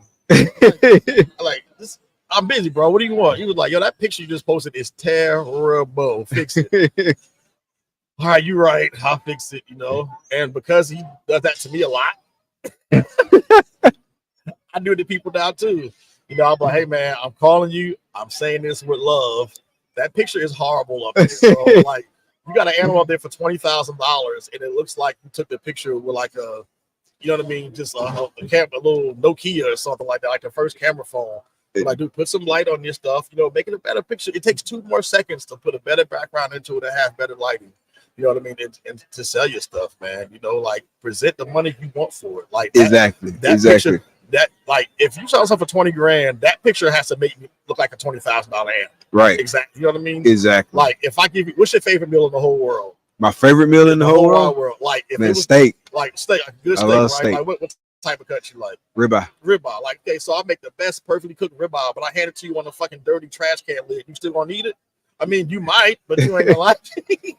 You know, the presentation matters, man. Exactly. With everything, man. And these shows, you know, the difference between there's only one big difference between the people that are selling animals here and people are not, is the the vendor participation with them. They're like, I've been through every single table around here, and all the people who aren't selling have the same thing in common. I can go up to their table, I'll be there for 3 minutes, and they won't get out of their chair. Won't look at me in the eye, won't greet me, won't say anything. You know, like, I mean, some might have the argument, well, I know who you are, and I know, like, with my stuff, you would be willing to buy my stuff. You know what I mean? You don't know that. Yeah. How you know I'm not I'm not like wholesaling stuff? I'm not, but you don't. You say something. How would you know? You know Exactly. What I mean? So, Exactly. like, this is a numbers game, man. Like, every single person that walks up to your table, you should like, hey, you know, blah blah blah. This is who I am. Like, you know, if you need help, if you want to look at anything, let me know. You know, like be personable. And I know that's difficult for a lot of us, but if you're in the selling business, you need to have customer service. So 100%. It's scary, yes. Sometimes people interaction is weird, and like people bug out and don't know how to talk to people and don't look you in the eye. And they do this, they do that. But you won't know until you do it, man. Yeah, so 100%. And this is part of your livelihood, man. You got to take chances, man. Take that freaking leap. Yeah, you might leap off and fall and crash and burn, but how do you know? Right. And then if you leap off, fall, crash, burn, you know what I'm saying? If you don't kill, you get up, do it again. You sound all philosophical. That's so corny. You never know, bro. Hey, man, but we're trying to be uplifted. We gotta motivate folks, man. Gotta motivate folks. But hey, man, I appreciate you sliding through, man. It's been real, bro. My brother, I appreciate you, bro. That invoice this afternoon. I got you. So, nah, I love you, bro, Can I man. pay in snakes? Yeah, man, that's cool too, man. I appreciate you, man. You do it, man. Dude, this whole thing is dope, man. This is crazy, man. And just watching you grow, you know, like as a company and that's this podcast, man, it's super dope, man. And I'm super proud of you, bro. Man, I appreciate it, brother. Right, Much love you, love. brother. Yes, sir. All Yes, right, man, sir. have a good one. All right, boss. So what's up, everybody? We got one more interview for y'all tonight. We got, or I should say tonight, I guess this afternoon, we got the homie Matt from Ebony and Ivory Reptiles. Double clutch in the building. What's good, homie? Yes, sir. Yes, sir. What's good? What's good with you? You know. Good to see you, boss. Oh man. Good to see you. How that sound? You good? Yeah, I'm good. Yeah, man. What's good, man? Man, chilling, tired. Tired? Yeah, man. I hate that we fell asleep so early last night, man. We were supposed to hang out and everything, but it didn't work out, man. I was exhausted. I didn't even realize how exhausted I was. Yeah. No, it's like I was telling you this one. It's different when you vending the show or even doing what you're doing versus walking around. Walking around, you chilling, you walking. But when your mind gets tired because you interacting with people all day, you talking and all that, bro, that's a whole different kind of tired when you've been in the show or basically working that show for sure. Yeah. So have you seen anything you like? Because I know we talked about it a little bit, but have you seen anything you like? I've seen a few things. One that stuck out to me was the I think it was a yellow belly lace, inchy yellow belly lace that Rice Reptiles had, because I seen the white lace clowns stuff that Justin posted. Yeah, that was nuts, bro. Yeah. But then the scrambler, that's super high OD or orange, at Chris' table. Yeah, whatever he call it, it's nice. It's nice. It was. It's something to marvel at, for sure. I wish it was a lightweight. Think that the negative on it is that it's the same gene as orange. It's the same as orange dream. You know what I'm saying? I wish it was a whole different genetic, because I think that the value, people would see the value in it. But it's definitely dope. Yeah, I know. When I saw it, I was wild. Yeah. I saw it Friday. I think I told y'all about it. But yeah, I was wild. I was like, that's crazy. Like that one with calico, I don't think it's for sale. Or at least it's marked as not for sale, but it had calico, and just like the contrast between like that white was like as white as you can get, and then that orange was basically just as orange as you could get, and it went like really blended. It was more like kind of like contrast, like it was perfect, bro. Like I love that snake. Yeah, and I think that scrambler stuff that it puts like that wacky but does like the spider kind of like how people like the way spider look, you just don't like the wobble in it. Yeah. But that's what it reminded me of. But it's so nice. Oh, it's some nice animal. Yeah, it's like spider vibes without spider vibes. Yeah. For sure. Yeah. Oh yeah. So did y'all end up picking up like a lizard or a spider or something? Man, we might pick up a pink toe. My wife was really loving some pink toes over there. But I don't know. I don't know if we're gonna pick up anything. We really just came out here, network, hang out. We've enjoyed the beach house or whatever, chilling. And yeah, so just a little vacation away from the kids for us, and just going out and seeing snakes on the weekend.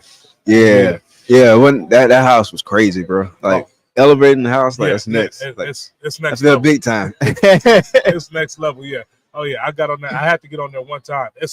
So for me, it's second slow because it's in the house, so it ain't like a hotel elevator. You shooting up 20 floors in 1 minute. Yeah. But it's fun though. It's dope. Yeah. It definitely came in handy for me because like we're having like all that stuff, like all the equipment and stuff. I could just hop on the elevator and just go up, and it was easier. Oh yeah. So I was like, I'm gonna take full advantage of this. Yeah.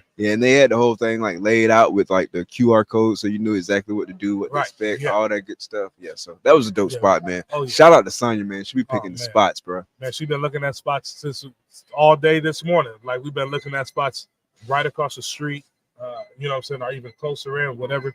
For next Daytona? Yeah, for next Daytona. Okay. She's been looking at spots already. So I think we're gonna have to make this at least me and my wife. This might be the show we come to. Tinley I like, but Tinley's just too. I hate walking the aisles in Tinley as big as I am, and so this was a lot more comfortable for me in this social setting. Okay, I think next year, what I'm gonna do is I'm gonna get here like on Thursday. That way I can kind of get all my stuff knocked out, and then Friday I can kind of be more like, you can relax. Because if I said there was anything missing, it was kind of like the hangout element, right? Because like I had to rush through everything. So I think now to alleviate that, I'm gonna just get here on Thursday, get all the kind of stuff taken care of, and then it's a lot more relaxing. And then other thing too, next year or next time we do it, like because by the time Daytona gets here, we will have done this 5 times. Right. So by the time Daytona gets here next year, then it should be a little bit more easier. Yeah, because this is your run through. This is the first one, so it's always shoot. I know when I did my first just been in the show, I was like, I got there and I'm like, okay, this, that is not gonna work the next time. You know what I'm saying? It's not gonna work that way the next time. So especially the whole hangout aspect, being able to having to miss that because you have to get all this set up. So I get that for sure. But man, I'm definitely looking forward to next Daytona already. Oh yeah. Yeah, it's dope, and that's what I mean, man. This is a dope show. Like, no hate against Tinley or anything like that, like none, because like that's a super dope show. You see a lot of people. People is centrally located. People coming from all over the United States. But as far as like the whole hangout vibe, like this has been unmatched. Thus far. Sure. I'm not saying that some of the other shows aren't going to match it, but for me personally, for what I've personally gone through at this point, this has been unmatched as far as like Daytona. I think it's just a more relaxed whole vibe that's going on here. And it's like I said, the biggest part for me being 6'7" to almost 300 pounds is the fact that I don't got to walk over people. People stepping on my shoes or I'm stepping on their shoes, and it's like, man, that part for Tinley was that was the most annoying part for me. And then this whole, being able to have a spot to where you got the pool in the backyard and then the beach is less than 50 yards away. That you can't match. You can't beat this. You can't beat it. So unless it was like San Diego did some on the whole opposite side of the coast where you can have a spot like that as well, you can't match the atmosphere that you get at this spot, being at the show and versus at your spot where you relax on that after the show. I've had a good time, man, and this has been enjoyable, man. I've been seeing people as they walk by. Got a chance to snap a few pics and stuff like that. So definitely good vibes, man. Looking forward to checking out some stuff before we head out today. Definitely want to go check out a couple tables like specifically and see some stuff either I've been told about or see some stuff that they mentioned when they came on the show. So definitely want to go check some of that stuff out. Justin from Morph Jungle. He's got some hypo puzzle not combinations but hypo puzzle project animals over there on his table. So I definitely want to see the stuff that he was talking about. This, but just to reiterate it, man. People been talking about like some of the hottest projects right now. One thing that's been consistently coming up: paint. Paint. paint the world, baby. Yeah, because when I asked him, I was like, man, is there anything that you've noticed people been asking for a lot? Consistent answer, man. Puzzle and paint. Yeah, those are the two hottest recessives right now that's going around. And not saying that the other ones are not, as hot, but those right now are the ones people looking to get into and try to get themselves established in that project, while it's still considered early, to get into those projects. And shoot, that's why I ran my paint mail to everything I could this year. And he got a list for him going next year, and so just trying to build that double head, triple head army up with him and get rolling from there. Nice. Yeah, that's gonna be dope, man. I'm definitely looking forward to seeing what you produce in that project. But yeah, I was happy to hear that, man. Yeah. The homie Matt, he didn't paint. Yeah, man. Shoot. And it's been a hard one. Well, it wasn't really a hard choice. It was just trying to figure out which one of those recessives I was trying to work with that was other than, Hypo, Clown, and DG. You know what I'm saying? Then trying to figure out that recessive that I wanted to work that wasn't necessarily being worked as much as the other ones out there. So yeah, man, and I think I picked the right one. For sure. Yeah, you did, man. You definitely had to eye for that. So yeah. Oh, yeah. Yeah, because everybody is on it now. Yeah. Oh yeah, and it's you got to catch that. Who was I talking? I was talking to somebody. And maybe it was when we was on the show. If you're about to say about catching the wave. Yeah. Well, that, and I talked to Will over at the Flawless. At Flawless, yeah. I was talking to him yesterday. And he was telling me about he got some exotic crested geckos over there that are listed at 1,500, right? And I'm like, dude, geckos sell for that. He was like, bro, that's what we bought into that project at what was it saying in 2016, 17, and rolled the wave up, and now he's riding the wave with it down. But they're selling right now for what it is he bought them for 7 years ago. Oh, nice. So he said he wrote that wave all the way up to the top with that project. Yeah. Nice. What was I about to say? I totally forgot what I was about to say. It'll come back to me. So pivoting. Yeah. You wanna make the announcement? What you want to do? Or you want to make them wait a little bit longer? Oh man, if we live at Daytona, we can let the people know what the people want to know, get the people what they want. You know what I'm saying? Yeah, man. Shoot. Listen. Go ahead, man. So me and Matt, man, we've been working on some stuff behind the scenes. As you know, Double Clutch. We've been running that for a little minute now, man. Podcast out, by the way. Oh yeah, facts. So we've been running that for a minute, man, and so we get a lot of good positive feedback from it, man, and we really enjoy doing it.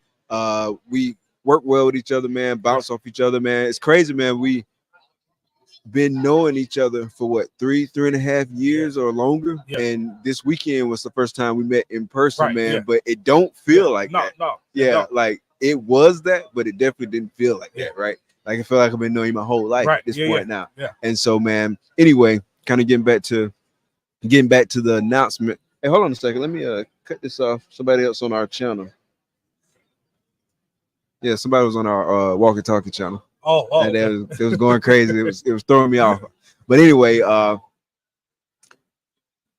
we decided to put together a Patreon. Yes, sir. And we're gonna be rolling it out. It's the Double Clutch Patreon. We're gonna be rolling it out at the beginning of the month. So starting in September, and we're gonna be telling y'all about this on multiple occasions. We're gonna be making posts and all that kind of stuff, man. But yeah, we rolling out a Patreon. It's the Double Clutch Patreon, and man, it is jam-packed with benefits. You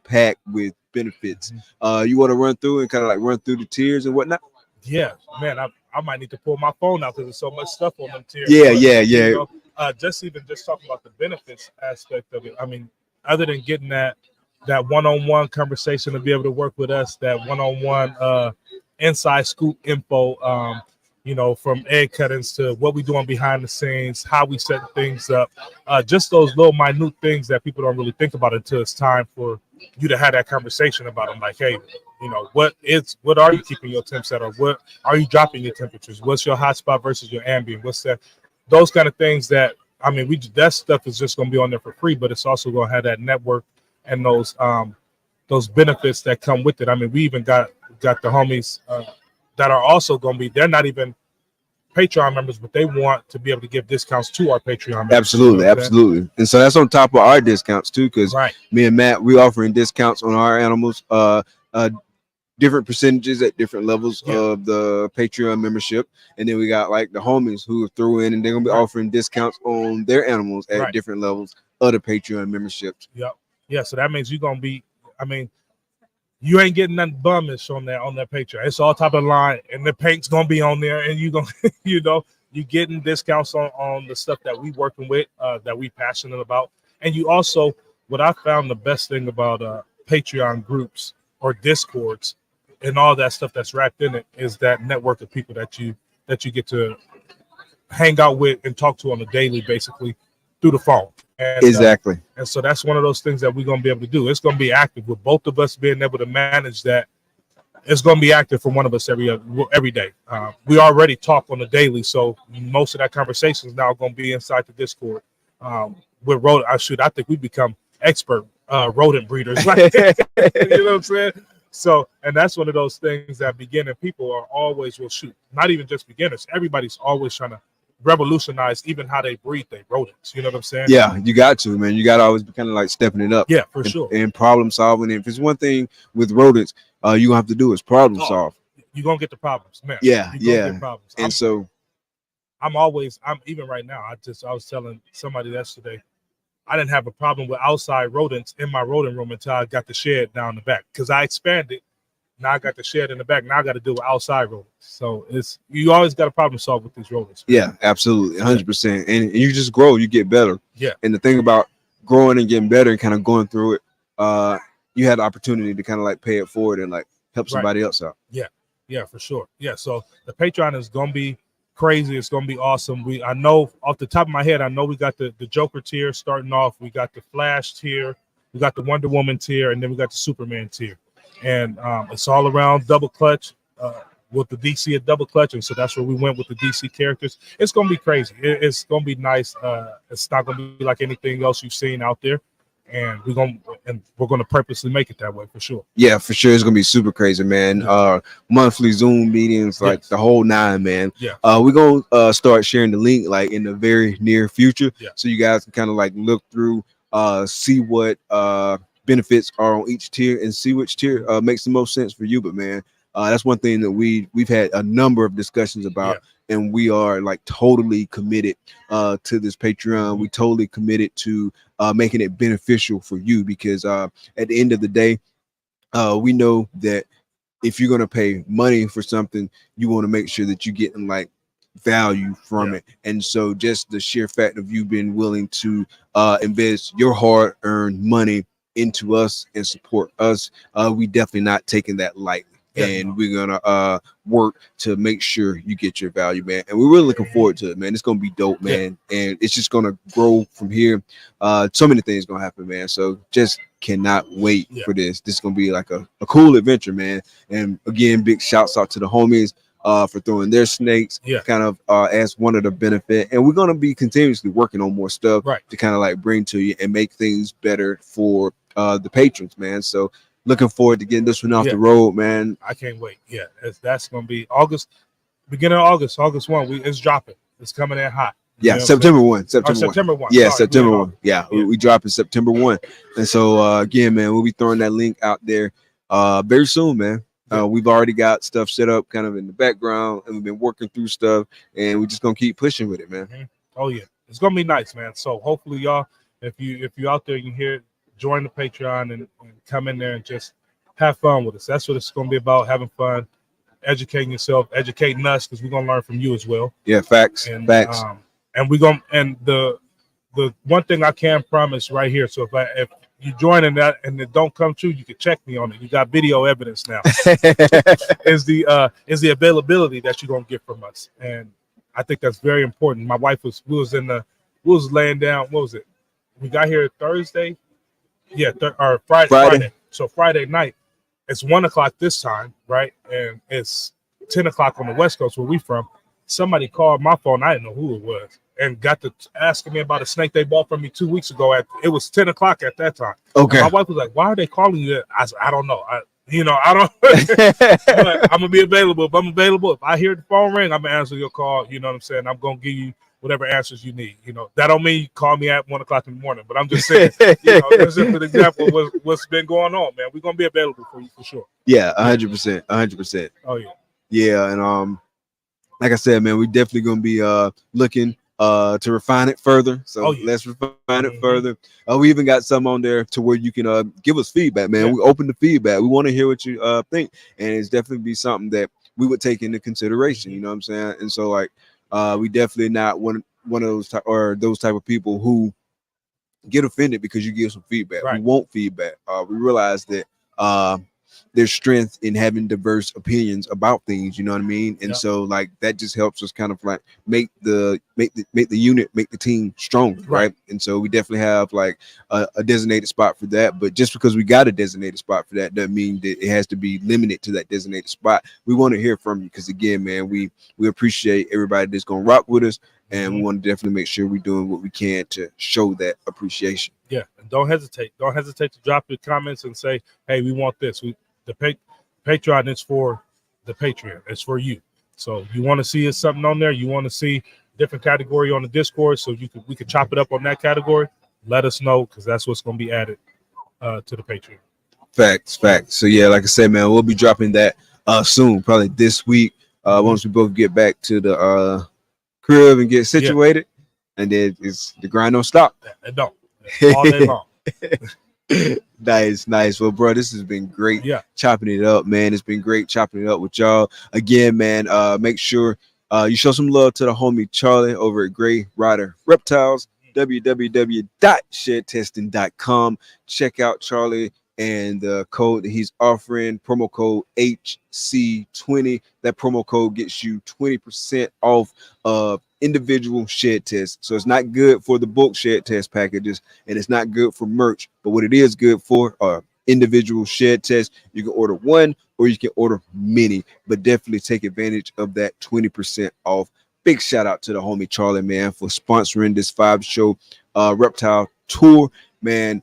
This can be done like without the homie support, man. He's been like a big help for this, and when I asked him, man, he stepped up to the plate. And so, man, definitely appreciate that. So y'all make sure y'all go show some love, man. Promo code HC20. Go to www.shedtesting.com. That's gonna do it for the show, man. This has been a hell of an experience, man. It's been a learning experience, man. I've had a ton of fun. It's still some things we want to tweak and all that good stuff, but I mean, you know how we do, man. Me and this gentleman right here, man, we both go about things the same way. We kind of we dive in, man. We dive in, doing research first, figuring stuff out first, but we don't just be stuck in the paralysis of analysis. Like we dive in and we kind of learn, man. We know we're gonna take some licks, we know we're gonna take some lumps, but we're gonna refine it further. Exactly. And we're gonna get better, man. So that's the route we're taking, man. So appreciate y'all support, appreciate y'all coming out every week. Definitely appreciate you, brother, man. This has been great, man. Always, man. We got a big journey coming, man. And it's gonna get better and better, man. But that's gonna do it for today's show. Big shout out again to the homie Josh. Appreciate the super chat, man. I hope he was in here, man, when I got a chance to see it, man. But again, man, that's gonna do it for Daytona. This is day 2. We wrapping up. So on behalf of Clutch Conversations, I'm Mike. The lady behind the scenes is Takara. Thank y'all for coming out. Be blessed. Peace. I step up in the spot, they know the deal. Chillin' with that thrill, from the bottom to the top, I'm the king of the hill still. Eyes on me, feel the heat, it's a thrill feel. Got that shine in my hand, man, it's giving them chills still. They wanna taste, they wanna see what's in my sleep, believe. Got that fire in my grip, yeah, they need the fiend. No counterfeit, no tricks, just the realest thing. Pure and uncut, got them down, dropping to your knees, freeze. It's that glass, baby, crystal clean, pristine. Make you wanna dive deep like you living in a dream. Got them hooked on the vibe like an addicted fiend. This that glass, baby, you know what I mean. In the night it glows, whole place lit, can't quit. Every eyes on me, they can handle this shit. Hit, feel the rush, feel the push, yeah, it's too legit bliss. Once you get a taste, ain't no way you'll quit this. Pure like the rain, cold like the snow. Yo, they crave for the touch, yeah, they wanna know. Dope, what's the secret mojo? Got that perfect glow, you know. Take a hit of this life, let your worries go slow, slow. That glass, baby, crystal clean, pristine. Make you wanna dive deep like you living in a dream. Got them hooked on the vibe like an addicted fiend. This that glass, baby, you know what I mean. They come from miles around just to get a glimpse. Whispering in the dark, making deals with pimps. Got that high grade shit, make the whole world limp. Glimpse, I'm the dealer of dreams, call me the main event set. Ain't no fakes, ain't no lies, it's the realest deal. Chill, got them looking for that glass, yeah, they love to feel real. I'm the plug, I'm the source, got that golden seal. This that glass, baby, now you know it's real. This that glass, baby, crystal clean, pristine. Make you wanna dive deep like you living in a dream. Got them hooked on the vibe like an addicted fiend. This that glass, baby, you know what I mean. In the end, they all come back, craving more and more. Once you get a taste, ain't no closing that door. I'm the king of the game, hear the lion roar. This that glass, baby, and it's what you're here for.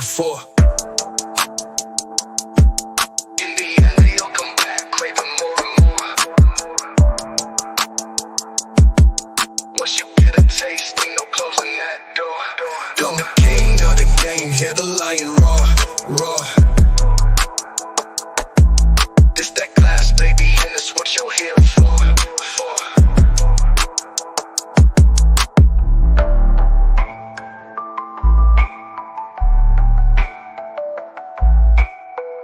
Subscribe, follow, rate, and then review.